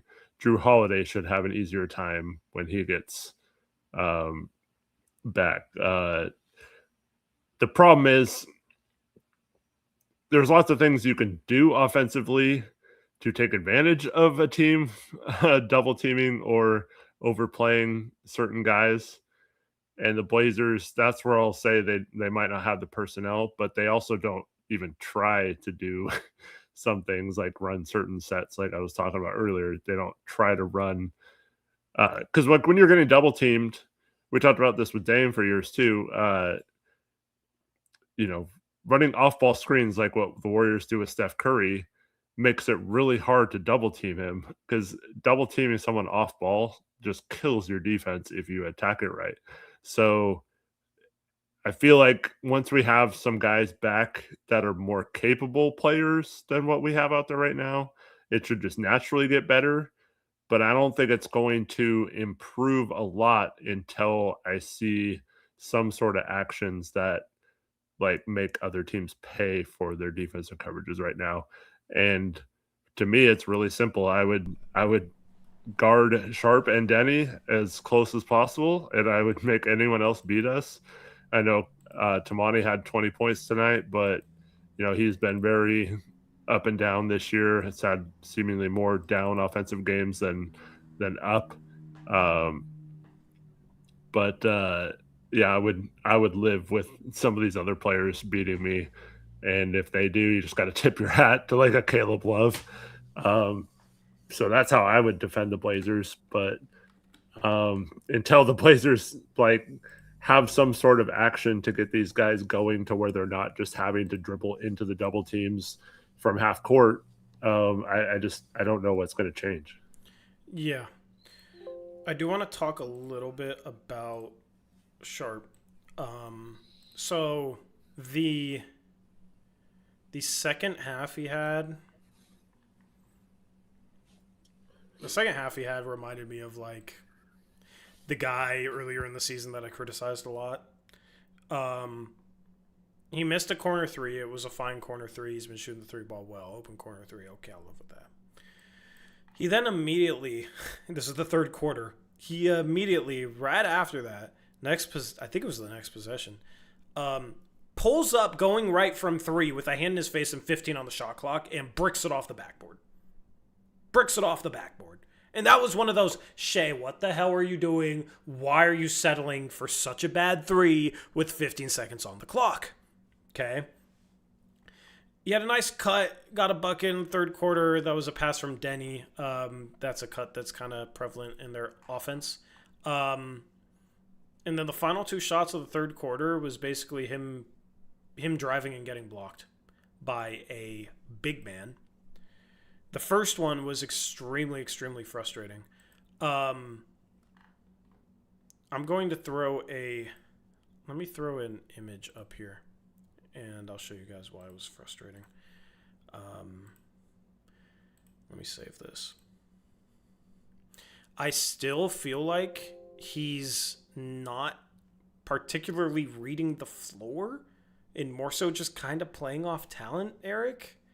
I guess that's fine because you're scoring the ball efficiently, but that's why he needs to be efficient, because I still do not really like the way he's reading the floor. So this play, I'm just going to throw this image up.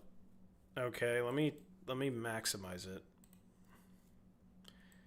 I'll just put it above the headline. Let me hide the headline. So this play, Eric. What's the right play here? If you can see the screenshot. And you're muted, by the way. I can't see. Kicking out to Klingon, probably. Yeah. You got he's your best shooter the past week, This is an easy pass to see. This play, he was driving from the corner. He had all day to see Brook Lopez rotating over. And, I get it. You're Shaden Sharp, so you're going to challenge the big of the rim. I respect that. But sometimes he just has to make the simple play in the simple pass, because he can draw multiple guys. He's doing a really good job turning the corner on drives. This is such an easy, simple kick-out pass to Klingon for three. I would like if Klingon here maybe cut, or because he kind of like Yeah. backed up to 3 a little bit. Like Klingon, you're still 7-2. Like go dunk that. But you see Chris Murray cutting in this picture. Like the paint's always packed. So if Klingon's gonna be the one to space, guess what? Klingon's more of a floor spacer than Chris Murray right now, which is funny. But like Sharp got blocked on this play. And I think the problem too often is Shaden, like defenses, if they're keying in on him, he's the second leading scorer on this team, so defenses are going to key in more on tendencies when game planning and that sort of thing. Like, all right, you rotate over early. Don't be worried about a kick-out pass. Like, sometimes he'll throw a kick-out pass. Sometimes he'll force the action. Sharp just has to make that simple pass, man. Like, that particular play was the Blazers were down. Let's see. Let me find it again. I don't remember exactly where it was, but you can get an open corner 3 from a guy that's shooting the ball well right now. And instead you're getting blocked at the rim because you can't make a kick-out pass. And a lot of times these blocks end up going the other way. He has 2 assists, 1 turnover. He broke his streak of having more turnovers than assists. But I still just don't really like that he's not reading the floor at that next level. That's really my one critique of him lately, with all the praise I've been giving him about how well he's scoring the ball. He was not efficient today. He was 7 for 19, 2 for 6 from 3. I would like to see him read the floor a little bit, pick his, find teammates a little bit more, essentially, is when it's the right play. If that's Chris Murray in the corner, if that's Robert Williams in the corner, yeah, go challenge Brook Lopez if he blocks you, he blocks you. When it's Klingon who's been shooting the ball well, hit him. Yeah, I do feel like he has been making that pass a decent amount, or is improved in making that pass. He'll make that pass to guys who can't make that shot. Yeah, not the ones who can. Is kind of how I feel. But yeah, I might just be, that one play. I think they just, in my opinion, he tried to carry the team. It probably was, he just didn't do a good job of it in the second half. Like Denny did that in the first quarter, completely carried us. Just disappointing that he couldn't get anything going in the second half, because he tried to be aggressive like on that play, but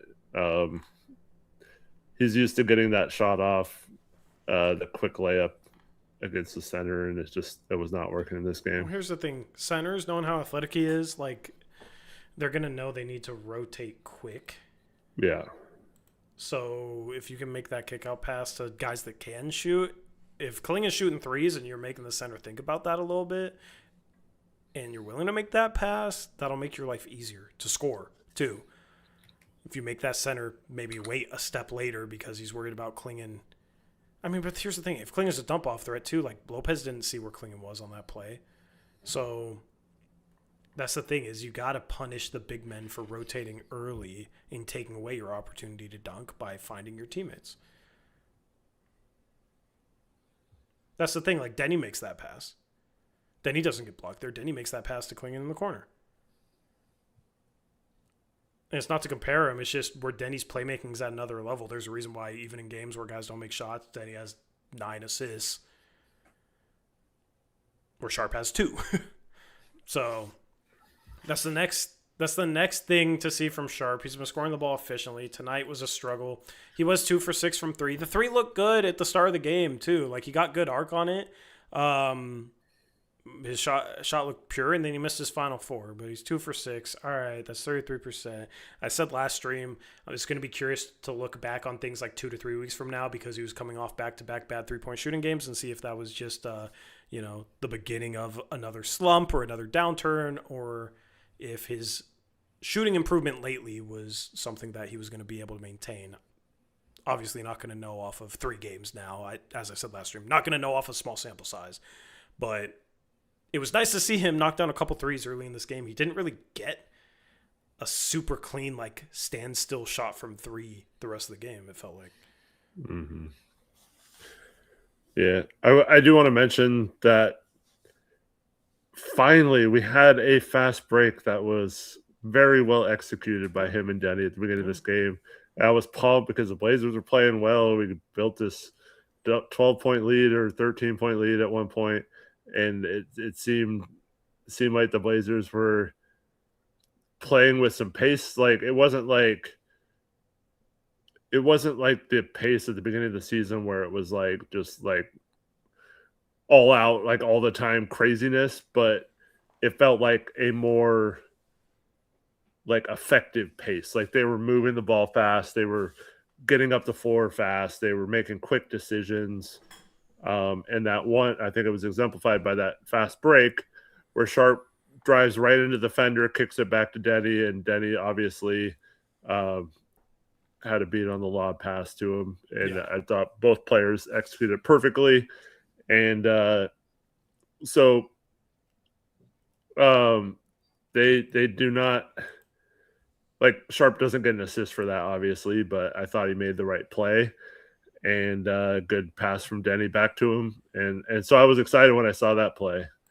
But no, the thing is the thing that was a great play, but we're so bad at running breaks that play seems really, really great when actually it's right. Textbook. Like it's quite a basic play. You give the ball up in a 2-on-1 and get the ball back. You know, like that's Well, we messed it up so much. I know we mess it up so much, but. He tried to do that when he gave it to Caleb when he threw the ball 4 feet behind Caleb Love. I think it was last game. Mm-hmm. So at least he made the pass on point. But that's the thing is there's so much like basic basketball stuff they struggle with, and it drives me insane. Yeah, I don't know. Like I don't know what to make of Sharp from this game, to be honest. Just wish he could have made a few more shots. I do like the way he's able to get downhill and get into the paint. But, man, the paint is clogged. Just go rewatch his field goal attempts, man. It's the floor spacing is just so awful. Yep. It's terrible. Guys, like, here's the thing, too, with some of our roll men. They don't get wide enough. As a roll man on a pick and roll, you want to get a little bit of space between yourself and the ball handler. Some of it's on the ball handler, right? Some of it's on the ball handler to come off that screen and get a little bit wide. But like when you're trying to turn downhill, keep your defender on your back, like you're gonna cut that off a little bit. As a roll man, a lot of our guys struggle with this. The way you're supposed to roll is you screen and then your top foot opens up. Like you stay looking at the ball, but your top foot like opens up. And you kind of roll a little bit away from the ball to gain some distance so that if both defenders stay with the ball, you have some distance to make a pass, make a play, or whatever. I feel like Robert Williams especially really struggles with this. He'll set screens and they'll kind of just turn and run right behind the guy driving. And it's like, dude, you are not a threat. Like, I think, you know, like Denny tries to throw lobs to him, but sometimes it feels like he's too close to Denny. I think he needs to do a better job of rolling a little wider. Mm-hmm. That's just something I noticed. Like Sharp had a miss. It was a tie game, 4.5 minutes left, where he does like kind of curl into Chris Dunn, but Robert Williams like doesn't make an effort to get wide at all. Like he kind of just runs right behind Shea, and he's not even a threat off the pick and roll. Like you would like if Shea, you know, kind of cuts in and is occupying both defenders. Even if he kind of cuts in Robert Williams' path a little bit, Robert Williams gets wide and keeps going downhill towards the rim. But I also do think Shea on pick and rolls could do a better job of taking the space available to him, like outside the screen. Like, God, what do they call it, Eric? I forget the terminology. But basically, you know, you come off a screen. Let's say it's a screen on the left side. You come off going left, and you have a bunch of space to your left. Like getting into the defender and like dragging the ball out to the left, and giving that roll man space, and then if that big recovers, then you attack downhill, that sort of thing. I think as a big guard, we see a lot of big guards. This is what we talk about when we play drop, and we talk about like guys like Cade Cunningham, Luka Doncic, the way they manipulate that space. The thing is, those guys are really good from mid-range, and Sharp's pretty good at from mid-range as well. Like I think Sharp could make an effort to do a little better job of just like slowing down and dragging dragging the ball out, and it feels like every time off the pick and roll, maybe not every time, but it feels like the majority of the times on pick and roll, Sharp is trying to go directly downhill, which sometimes it's there, sometimes the big helps wide and you're able to split. Sometimes, he's able to just make things happen with his athleticism, but I would like for him to take his time, manipulate that space, drag the ball away from the screener, and then you have space between him and the roll man to throw that lob pass. And it gives him time to read the floor as well. So that's something I'd like to see a little bit more from him. Yeah, I think that's where I still want him to get stronger, because a lot of times what happens, like Harden was a master of this, where you come off that screen and you have the defender kind of on your hip or your back and you can kind of shield them off. I feel like Sharp's not strong enough yet to hold him off, and that eliminates that type of move from his game. So like his only move is to then like let the defender get back in front of him and then take a jumper over him. If he doesn't get all the way to the rim, that is.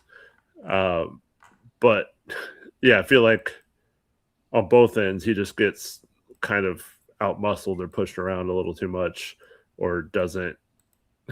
Like there was a play on defense where there was barely any contact and he went like 5 feet backwards and the guy got an open shot. I forgot who it was, but stuff like that.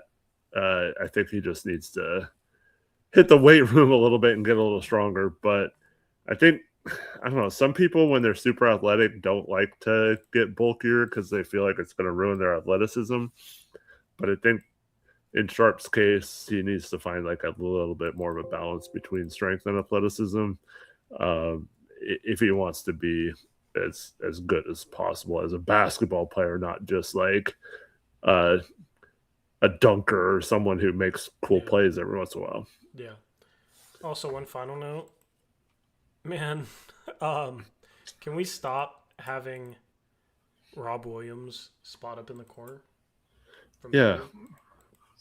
Like look at this floor balance, man. What are we supposed to do here? Like, this is the problem when you don't have off-ball action, though, and just cutting. You see how these two defenders are set up perfectly to guard 3 guys? So it allows 2 on the ball, and then you have a third underneath because Robert Williams is not a threat from 3, and it's basically Sharp driving at 3 people. And Sharp doesn't have a good option here. He ended up missing this pull-up contested midi. There was 3 on the shot clock, right? But, like, even if there was more on the shot clock, like, what is the right option here, chat? What is the right option for Sharp to do? And we see this with Denny, too. Like, these guys are driving. They don't have enough floor space. And you have Robert Williams sitting in the corner, even though he's made 2 career threes. He is not a threat at all. And then this is the problem where you just have, like, somebody cut, and then the defense rotates. It can put you in positions where you're not really occupying those weak side defenders so they can just split the offensive players, which they're doing perfectly in this game. He can't get the ball down to Repair. They're on the block. Even if he gets the ball to Chris Murray, that's a 25% three-point shooter. Even if he gets the ball to Caleb Love, he's had 2 efficient nights. Maybe he's a 30% three-point shooter now.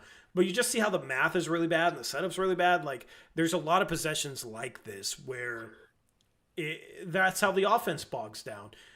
They get trapped. They don't get the ball to the roll man when they have a numbers advantage. The ball filters up top. Sharp will drive, and then it's a setup like this, and he has to shoot a shot like this. Yep. So, unfortunately, that's life. I think that's when people talk about not having a point guard and stuff like that. I think these are the problems.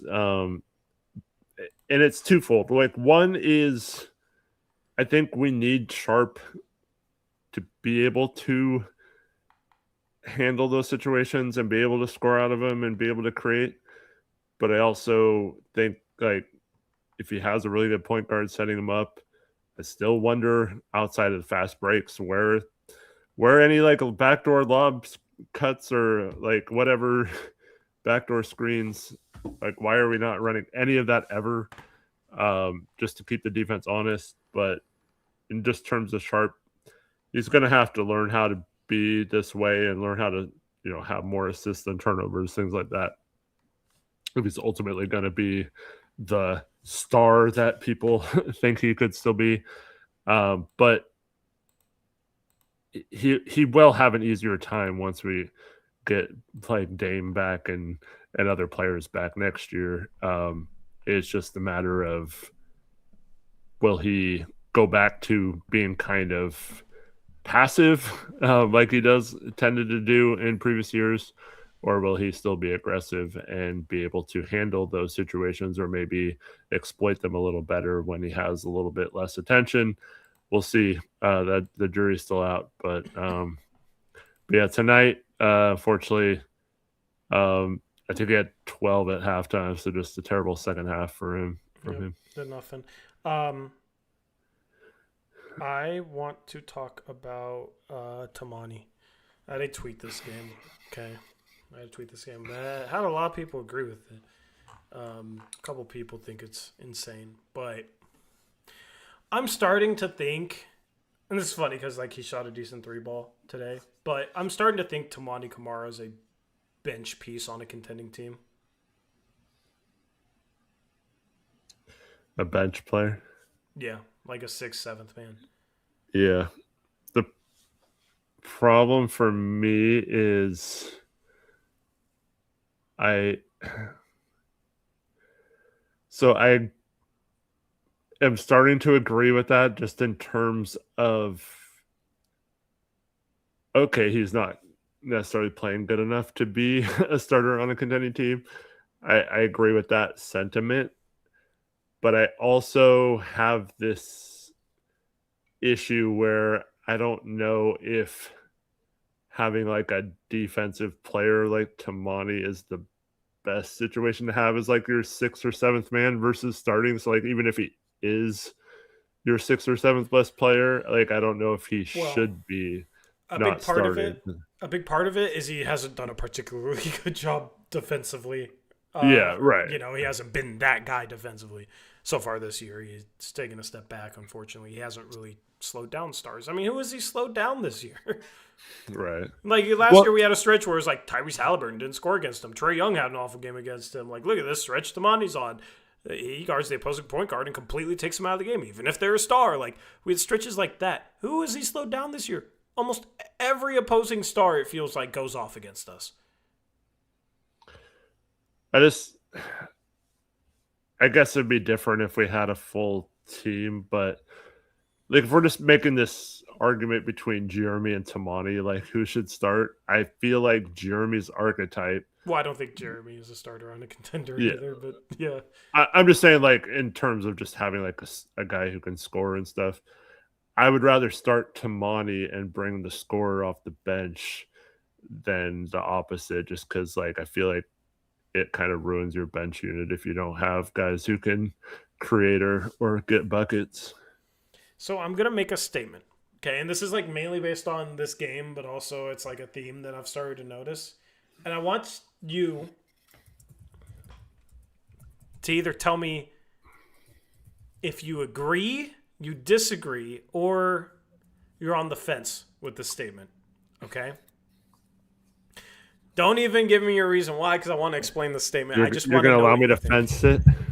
You're allowed to fence it. I just want to know what you think of this statement. All right, so quick answer, and then let me explain. I just want to know what you think before I explain to see if you do agree with this statement or not.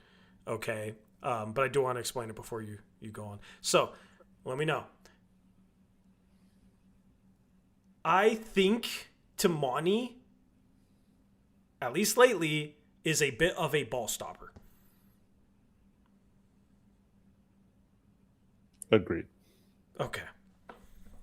Because he's not even like an ISO player, man. But the offense, the ball finds its way to him, and the offense dies. And in this game, he shot well, but there was so many times the ball made its way to him, and he takes so long to make a decision, whereas jab step, pump fake, jab step.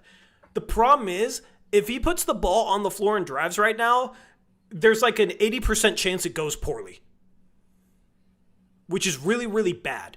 So literally, it should be super simple. It should be catch the ball and either shoot or catch the ball. If you don't have a shot, swing it. And maybe this is where like they're asking him to do too much. But, dude, like at this point, I'd almost rather have Chris Murray put the ball on the floor than Tammani Kamara. that's how bad it's been lately. There were so many possessions agree.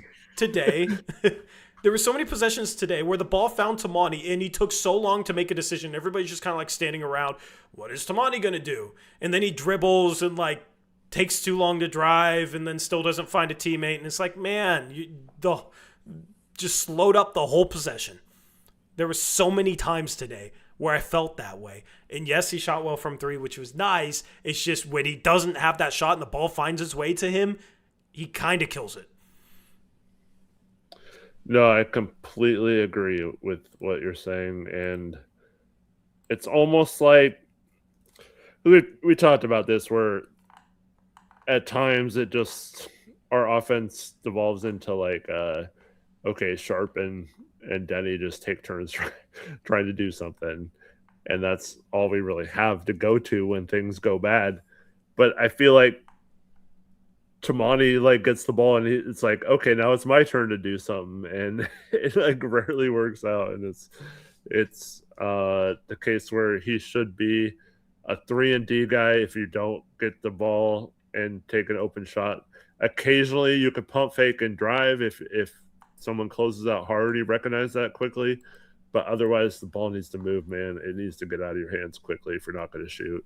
And don't shoot after you've jab step 3 times or 10 times or how many ever times you jab steps.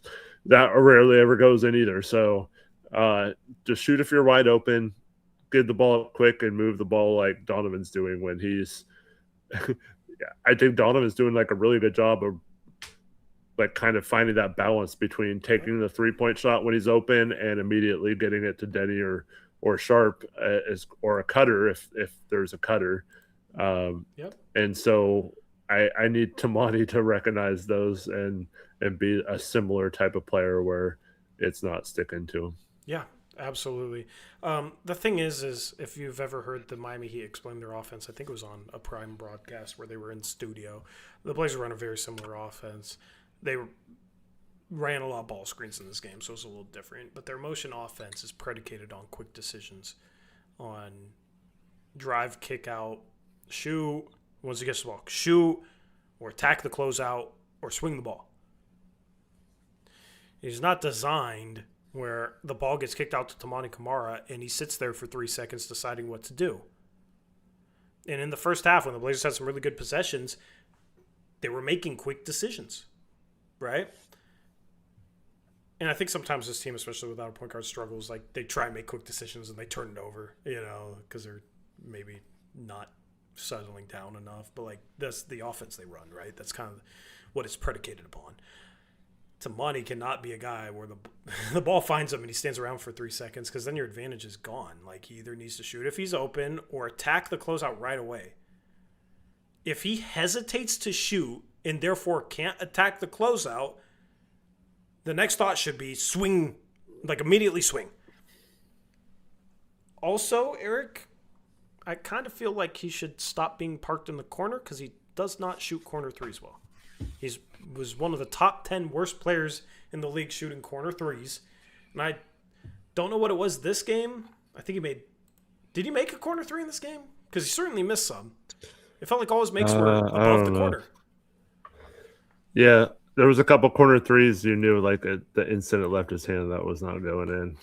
Let me go to shot chart on ESPN. He may have made one in the first half from the bottom corner. Yeah, let me see here. Okay, so Tammani, let's just say shooting. What do you count as the corner? The part where like the line straightens out and below? Is that the corner? Sure. Yeah. Okay. So from the corner today, Tammani was 1 for 3 from 3. Above the corner, he was 4 for 7. Statistically, he had been worse shooting from the corner. This was a tweet I saw. I'll check Basketball Reference. But he had been statistically worse shooting from the corner. He's not somebody that shoots many mid-ranges. It almost feels like he needs to shoot the ball a little bit deeper to get his form right. Some guys are like that. Yeah, let me go to shooting. Tammani this season, Eric, is shooting 26% on corner threes. The thing is, the last 2 years, he was 35 and then 35.8% from 3 in the corner. This year, He's shooting 25% on corner threes. This is coming into tonight's game, despite shooting 33% from three. So he has been far better shooting not in the corners from three. What did you say last year? What was it? Last year he was 35.8%. Yeah. But on the season, from the corner. But on the season he was 37.5%. And this year it's a far bigger difference. It was 33.2% coming into this game, shooting 25% from the corner.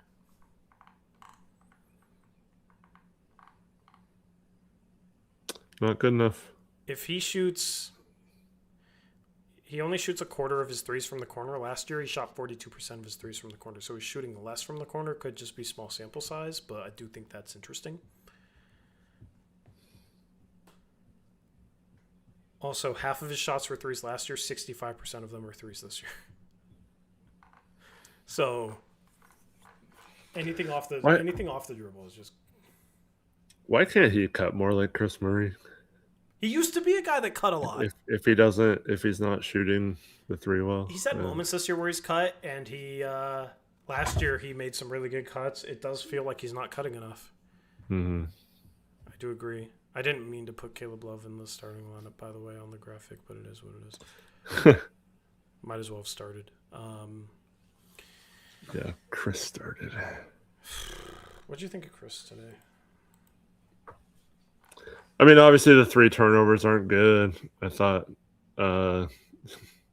his 2 buckets he was in the right spot.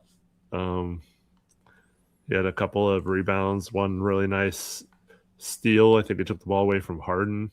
It was either Harden or Kawhi after they had secured a rebound. But other than that, it's weird to say because he had the highest plus minus on the team, but I don't know. I feel like it's still kind of a negative to have him out there most of the time. Yeah, the offense has to flow better with him. Shout out to Audi, a €5, I think that's euro, donation says, I live in UK and studying, so can no longer watch our 3 a.m. games. Please summarize the main issues for me, not overreactionary. Is it the injuries? Nothing is ever just the injuries. Nothing is ever just the injuries. Thank you for the donation. That obviously is going to play a factor. This team moved the ball really well and forced some turnovers in the first half because they were trapping ball screens. In the second half, the Clippers adjusted or not trapping ball screens, trapping in the half court, trapping the ball. A lot of times it wasn't on a ball screen. The Clippers in the second half adjusted to that and picked it apart. The Blazers only forced 3 turnovers in the second half, and the Clippers had Brook Lopez, who the Blazers just let shoot all game long. He made a career-high 9 threes. He went off. They sent Kawhi and Harden to the line 12 times apiece because the Blazers fouled too much. Even though Kawhi was only 7 for 20, he was 12 for 12 from the free throw line, so still had a good, solid game. And then on the Blazers side of things, Sharp and Avdia looked really good in the first half. Avdia had 20 points in the first half. Then they kind of disappeared in the second half. Avdia, especially in the third quarter, was too passive. And guys like Chris Murray weren't really making plays. Bad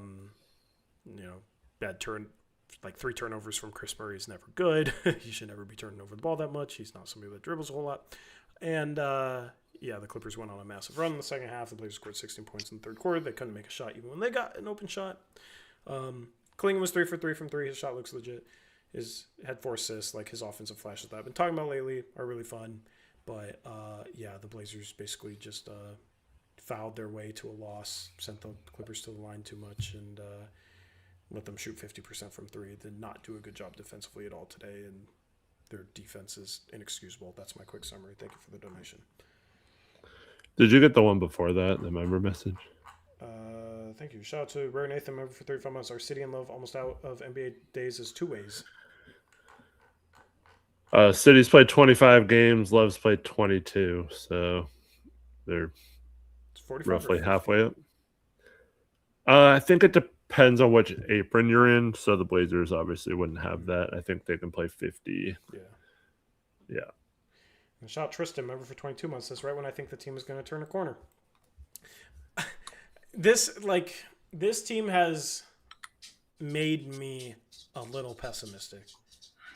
It's made me a little pessimistic. Like, they turned a corner last year, but you remember what I said, guys, about last year?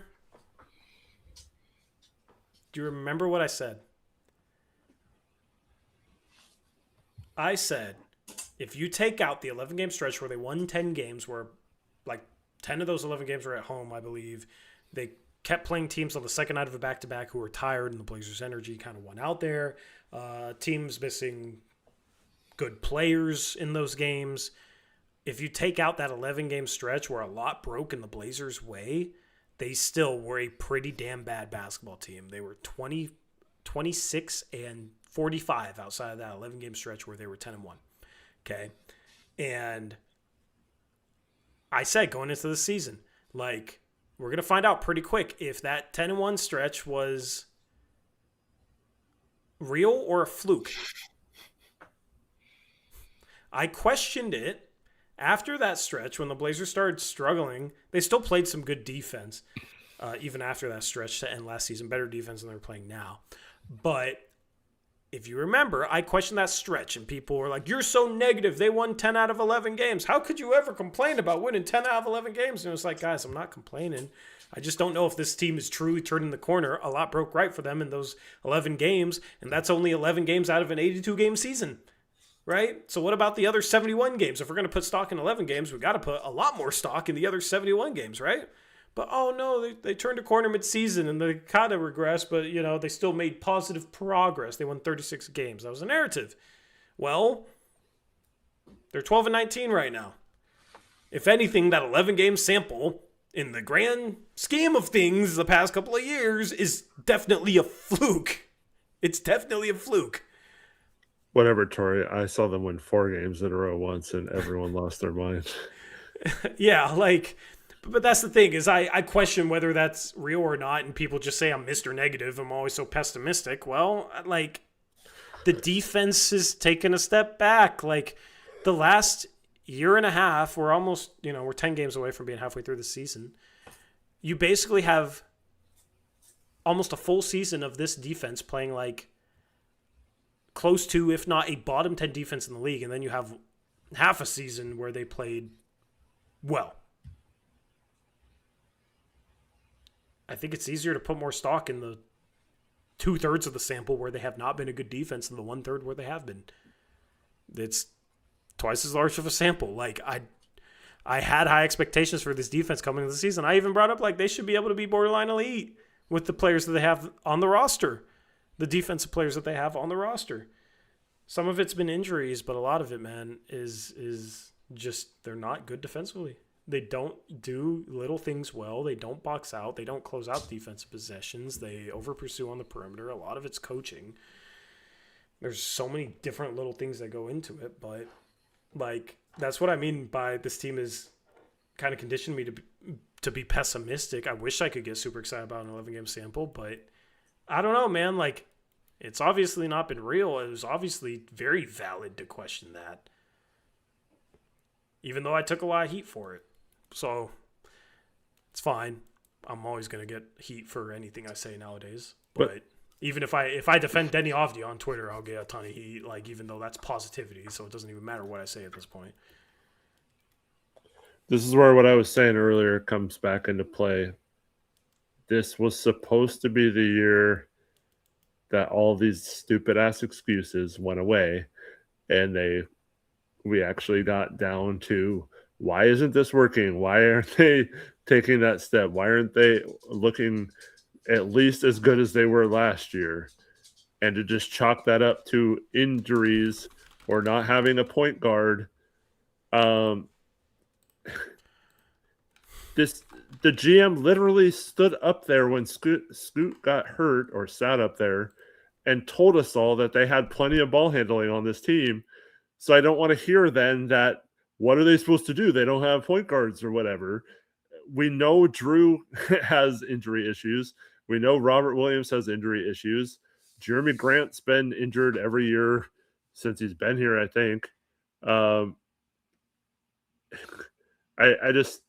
don't know, man. It just, at some point we have to say, stuff like, why don't we have one of our two ways or one of our into the bench guys be someone who can actually handle the ball, then if that's the problem, like, why have we not cut someone or made a move or made a small trade to figure this out before it's too late, instead of what we're doing? Because I almost feel like they like having the excuses, and it this is what drives me crazy about the Blazers over the years.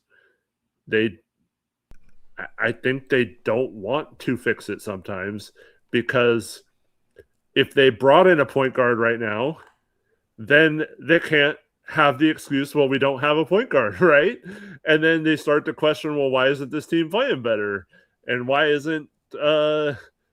they still having issues? And so it does feel like at times this organization leans too heavy into the narrative aspect of having these excuses. I mean, we've heard Chauncey for years now. Oh, this will be the year I got my guys. Now I can finally actually coach. And the last couple of years, I haven't actually been able to coach because we've been trying to lose or whatever, and stuff like that. So at what point do we start questioning why we have the roster the way we have it, why we're wasting so many roster spots, why we're, why this coach and GM got extensions in the offseason instead of bringing in a whole new philosophy or something.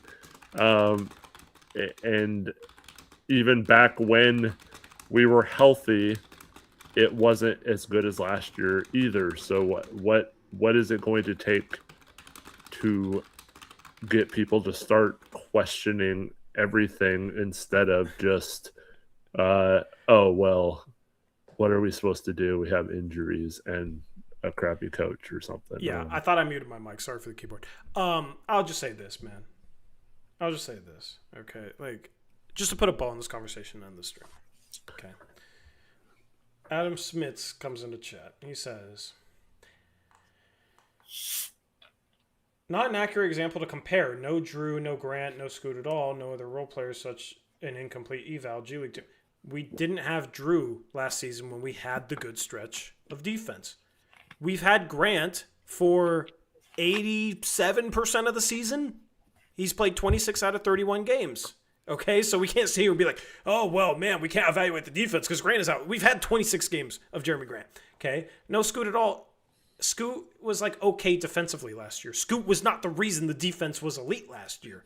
The reason the defense was still rated one of the worst defenders. Yeah. Like he improved from the worst right there with Anthony to like not as worse, but like yeah. So it wasn't. Yeah. My point is like, if you're excusing the defense right now for being below average with a bunch of names that didn't contribute to the defense being borderline elite the second half of last season, then you have a flawed premise there.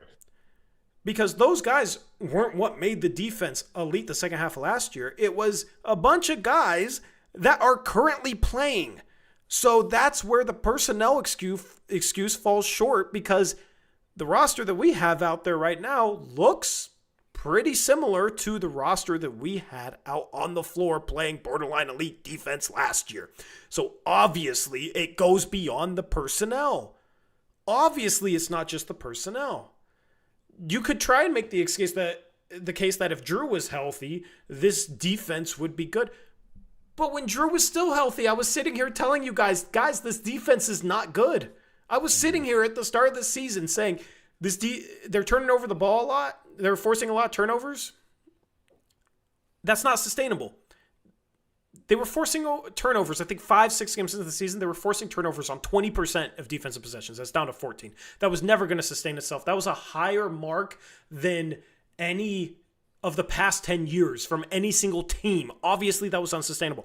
I was the guy sitting here excited about winning, but also trying to preach caution that This defense might be a little unsustainable. This defense doesn't look good when they're not forcing turnovers. What happens when they stop forcing turnovers? The defense becomes below average. That was the case before Drew got hurt. Before Drew got hurt, I was telling you. This was with Drew. This was with Grant. This was with Tammani. This was with Denny. This was with Klingon. This was with Robert. I forget when Robert Williams started playing, but Robert Williams barely plays. He wasn't the reason it was elite last year. So that's where I'm like, not with the personnel excuse. I just feel like if you're coming in here like, oh man, the defense is below average, but look at all the guys we have out. That's just like not digging deeper into why it was good last year, who was on the floor when it was good last year. And then, do you think the defense was good when the team was healthier early in the season? And if you're counting on Scoot to come back and fix this entire defense, oh man, you're in for a rude awakening. No offense, but you're in for a rude awakening if you're expecting Scoot to come back and fix this defense. This is coming from somebody that gasses up Scoot probably as much as anybody, because I truly do believe in Scoot on both ends of the floor. But he ain't coming back and fixing this defense. He is not going to... I don't think he's going to make a noticeable impact on this defense with the problems that they have right now.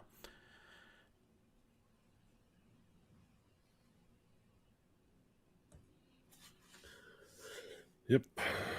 Adam says, an overall team eval. I hear that you were focusing on Diaz. Quite odd how much the Diaz struggled this year. Oddly, I still believe Thibault and Wesley would have added clear tone and depth.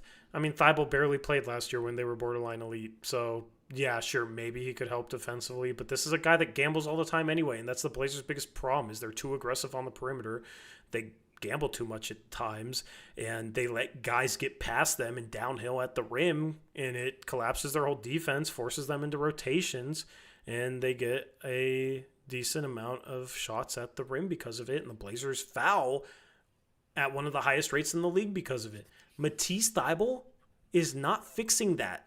Matisse Thybulle, if anything, will contribute to that while also raising the turnover, the opponent turnover rate. Like, he plays passing lanes really well, but that guy's always like kind of roaming and gambling and trying to block three-point shots, so he's prone to jumping at three-point pump fakes, and then guys have a wide-open lane. Like, he's super aggressive on the perimeter. He's not the best positional defender. So the things that are biggest issues, like, Thibault ain't coming back and fixing that, and Thibault wasn't here when this defense was elite last year. When this defense was playing its best defense last season. So he's not in the equation for that. So that's the thing is, like, you can still evaluate this team. Like, you had the only guys that have been out all season are Scoot Henderson. Even with Tease and Blake Wesley, when they were forcing turnovers, it was never something that was going to be sustainable, even if they stayed healthy and the base defense looked bad. There's a reason why NBA teams don't press like it's high school. We weren't going to redefine the NBA with Matisse Thybulle and Blake Wesley.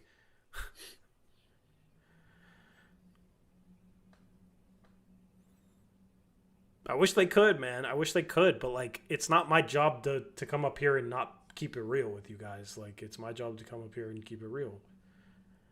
So that's truthfully what I've seen. And as people pointed out, we're not even top 10 in games lost to injury. So it still feels like an excuse. Yeah. Yeah. We've had our best player. I mean, if you want to say Sharp's our second best player, we've had our top two players basically all season long. Denny hasn't missed a game. Klingon's been healthy basically all season long. Grant's been healthy basically all season long. Tammani's been healthy basically all season long. Like, arguably, those guys are our top 5 players.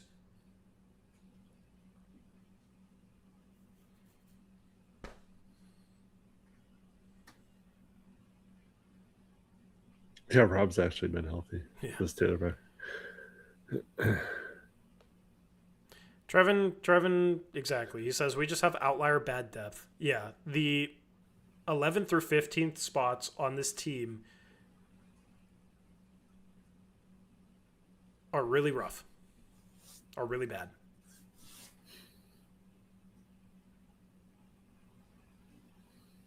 So yeah, when you end up missing some of your 6th through 10th men, yeah, it's going to look like a massive drop off, I guess, because you're playing Chris Murray, who I don't think is going to be in the I don't think who's going to be in the NBA in 2 to 3 years. I don't think Duop Reith will be. I don't think Ryan Repair will be. I don't think Chris Murray will be.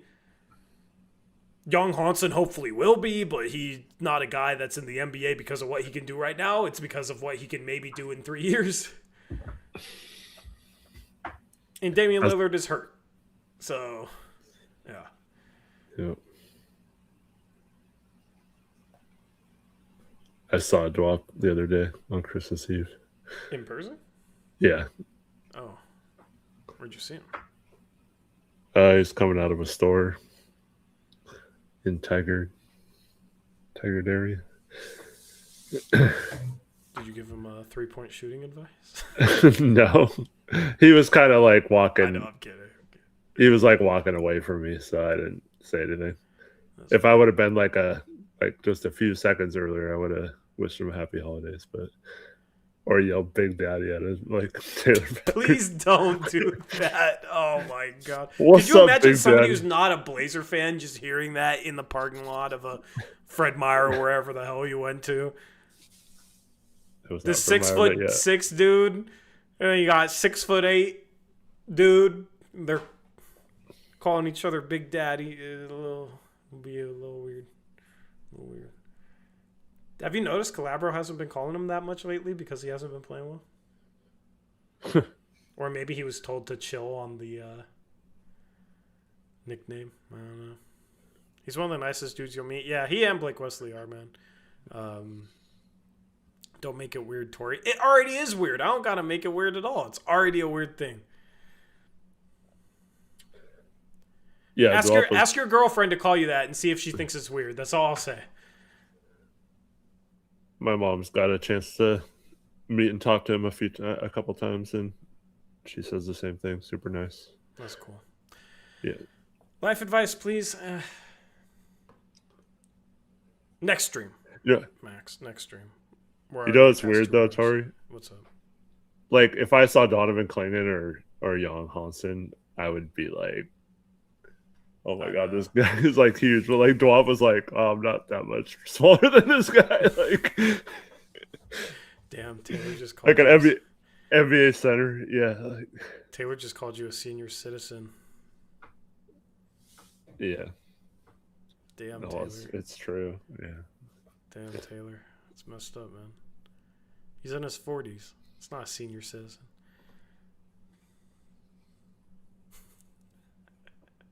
I know you were. I'm just joking. Anyway, let's update these standings. Can I effectively update these standings? That is the question. Standings. Okay, so Portland still in 10th. We gotta do Tinkathon, and then we gotta give a shout out to Steve here. Well, now that Dallas has Anthony Davis out again for a while, we're gonna back our way into the 10th seed, huh? That's really what it feels like at this point. I don't know. The Clippers could. Shoot, the Pelicans could. They're only 4.5 games behind us. Yeah, the Clippers. The Clippers right now. I think yeah. But you're just losing touch of 7, dude. Phoenix is 5.5 ahead of us. We were supposed to be better than them this year, man. God damn. They're the team that's leading the league in opponent turnover percentage, by the way. So, yeah. This is just ugly. You start getting more home games, talk about how it's winnable. Yeah, we have a 5-game homestand coming up. You're 0-3 on that homestand. Awesome. But look at the Spurs. The Spurs are catching the Thunder because they beat them 3 times. So I think the Thunder, could they break the most wins in a season mark talk is dead at this point. They were what, 24-1? So they're 2-4 since then, with 3 losses to the Spurs, 1 to the Timberwolves. That's crazy. We play them again, final time of the year, I think in early January. Or maybe it's New Year's night. So coming up soon, we got a game against OKC. Can't wait, man. Can't wait. Shady, we don't care about what that guy has to say. I would not trust everything that comes out his mouth. Okay, just gonna say that. Okay, all right. Let's take a look at the East. I mean, it does make sense if he hasn't even resumed basketball activities that it's going to be out still a while. Yeah. Anyway,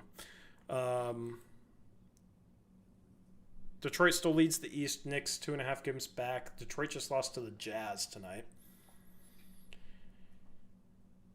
You still got a lot of teams between 4 and 10 that are pretty jam-packed there. 3 games separate Philadelphia 4 and the Bulls at 10, who've started to win. Philly lost to the Bulls tonight. Yeah, so Bulls closed that gap. The Hawks are much better without Trae Young, so it'll be interesting to see if they move him. I think it's time to move him, but also I'm not sure he's going to have the value you would necessarily want to move somebody who was once a star. You got Milwaukee, who is now 2.5 games below the play-in, only a game above Charlotte. And for some reason wants to go all in and trade for give up more assets for a mediocre player. Yeah, they're kind of stuck right now. You have Charlotte. I think Charlotte could play their way up to 10, man. They beat Orlando tonight 120-105. I think it might be a year early for Charlotte. Like, Charlotte might be next year's East team that surprises everybody if they can get a top pick in this draft and maybe trade LaMelo. Or maybe they keep LaMelo. I don't know. I don't know what they do, but love what they're doing there. Finally, just because of this past year's draft, getting Con Knipple. I love the combination of Knipple and Brandon Miller and any player from the top 3 in this year's upcoming draft. But those are the standings. Let's do a tankathon. Let's go to tankathon here. Nope, that's Trade Machine from last stream. Where's tankathon? There's tankathon. Blazers are now tied for 10th with Milwaukee. They're only a half game below 8th best odds. They're only a game below Charlotte for 7th best odds. A game and a half below 6th best odds. So, I mean, we had the donation earlier this stream that asked about tanking. I mean, maybe we accidentally tank, but I don't really don't want to tank again. 6th best odds feels like we're destined for the 7th pick. But it's nice that OKC's pick did move down. And listen, if we're not going to make the plan, I hope the Clippers are the team that replaces us. And maybe the Blazers could climb to 5th best odds. I don't know. Yeah, did you see who's been playing well for Charlotte? Who's that? He's starting to be included in their core by national guys. Who's that? Tejan Salon. I saw you had a good game today. I'd hope he's in their core considering they drafted him 6th overall. He's shooting like 50% from 3 this month or something like that. Yeah. Interesting.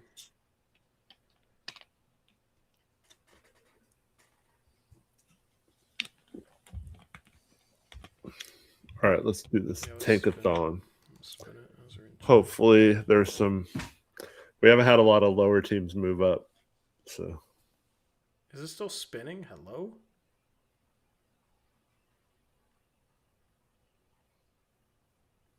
I think it's still spinning. It's grayed out. Okay, finally spun, but that doesn't count because I started scrolling up. Tankathon, please work. All right, 14 is Chicago, 13 is Memphis, 12 is Milwaukee moving down a spot. So who moved up? Oh, let me look. Oh my goodness. You know who moved up? The San Antonio Spurs. Via Atlanta. Can we get San Antonio OKC 1-2? Oh God. At 11 is your Portland Trailblazers. At 10 is Dallas. Oh, couldn't throw that team in the top 4 with OKC and San Antonio. At 9 Dude, is OKC from Utah, so they get their pick. What were you going to say?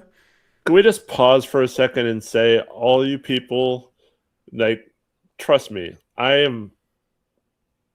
If you would have told me before this season started that we were going to just tank this season, I would have been like, fine, let's just do it. Whatever. Like, I'm usually pro tanking if the team sucks or whatever. But if we tank another freaking season and get the 11th pick while freaking San Antonio and OKC get two top 4 picks and the number 9 pick as well, at like 2 higher picks than us for OKC, I am going to freaking lose it, man. Like, I'm going to. Because you know this is what's going to happen, Tori. Yeah. We're going to freaking tank the rest of the season because it's Yeah. not going well.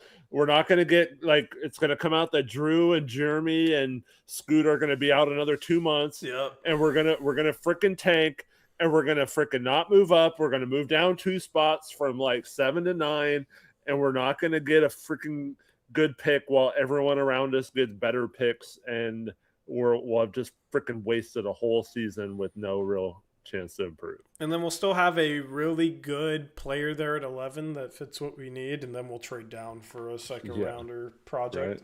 Right. Yeah, I can't wait, man. Can't wait. At 8 is Charlotte. Oops. At 7 is Brooklyn. At 6 is OKC via the Clippers. I was kind of hoping they were top 4 just for the pain. Well, 6 and 9 while we're at 11. Yeah, true.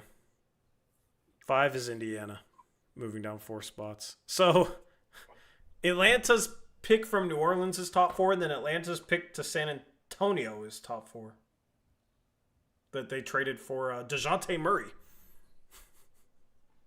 Just funny. At 4 is Washington.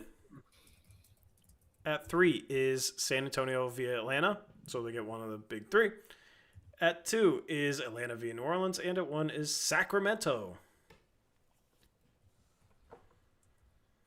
Sacramento drafts Darren Peterson. Atlanta drafts, I guess they draft Cam Boozer. And then San Antonio gets DeBonsa. Or maybe Atlanta goes. Boozer would be awesome with Wemby.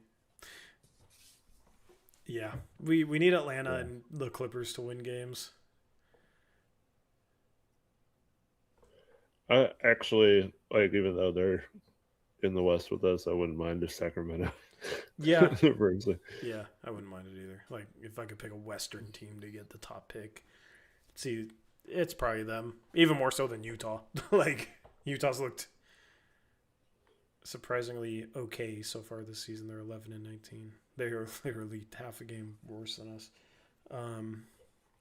And one piece reminded us that we're supposed to say, since Portland was moved down a spot, but in this sim they were one number away from getting the first pick. So, yeah. Love that for us.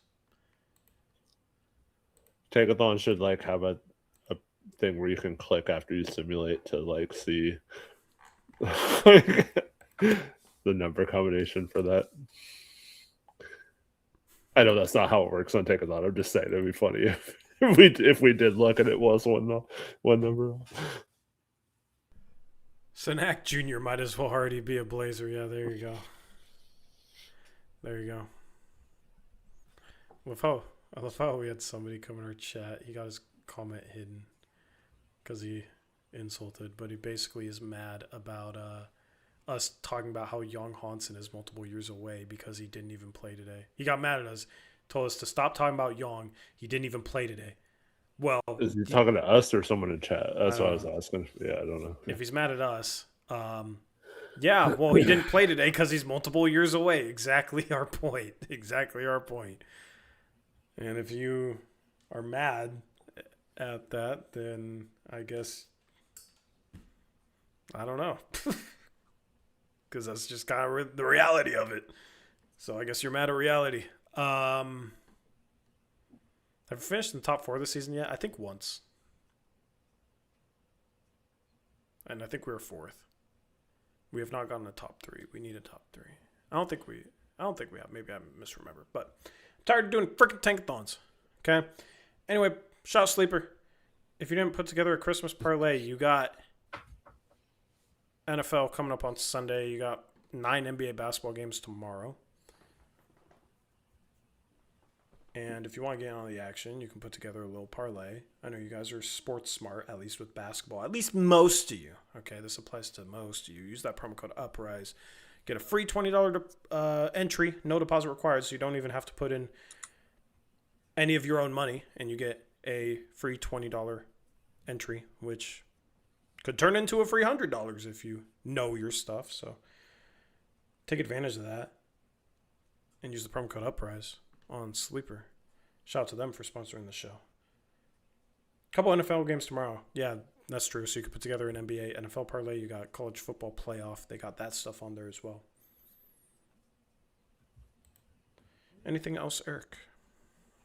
Appreciate you all watching. Hope you have a good weekend, and we'll hope to see you Sunday and Monday. I think, right? Blazers play back-to-back Sunday, Monday. Yep. Hopefully we can win a freaking game. Who do they even play next? One of them's against Boston. I think know that. The next game's Boston. The game after that is we get Ant's return. Yeah. So Ant gets to torch us, and then Cooper Flag gets to torch us. That'll be an important game for the play-in battle, I guess, just like this was. And we lost it. So hopefully the Blazers can win. I'm getting tired of freaking losing games, man. Like, this game legitimately bothered me. I was tired of being in a bad mood because of this damn basketball team. But thank you guys for tuning into the stream. Hopefully you guys have a good weekend ahead. Hopefully you guys had a great Christmas, great holidays, whatever you celebrate. Hopefully it was great. Leave a like on the way out of here. Easiest way to support the channel. Hit subscribe if you haven't already done so. Click the bell button to be notified whenever we drop a video or go live. And we are out of here. The Blazers lose to the Clippers. They scored 16 points in the third quarter. That's not good. And they couldn't do anything in the second half. On national TV, they got run out of the gym in the second half by the Clippers. 119-103. We're out of here. We'll catch you on Sunday. Until then, as always, peace out. Go Blazers.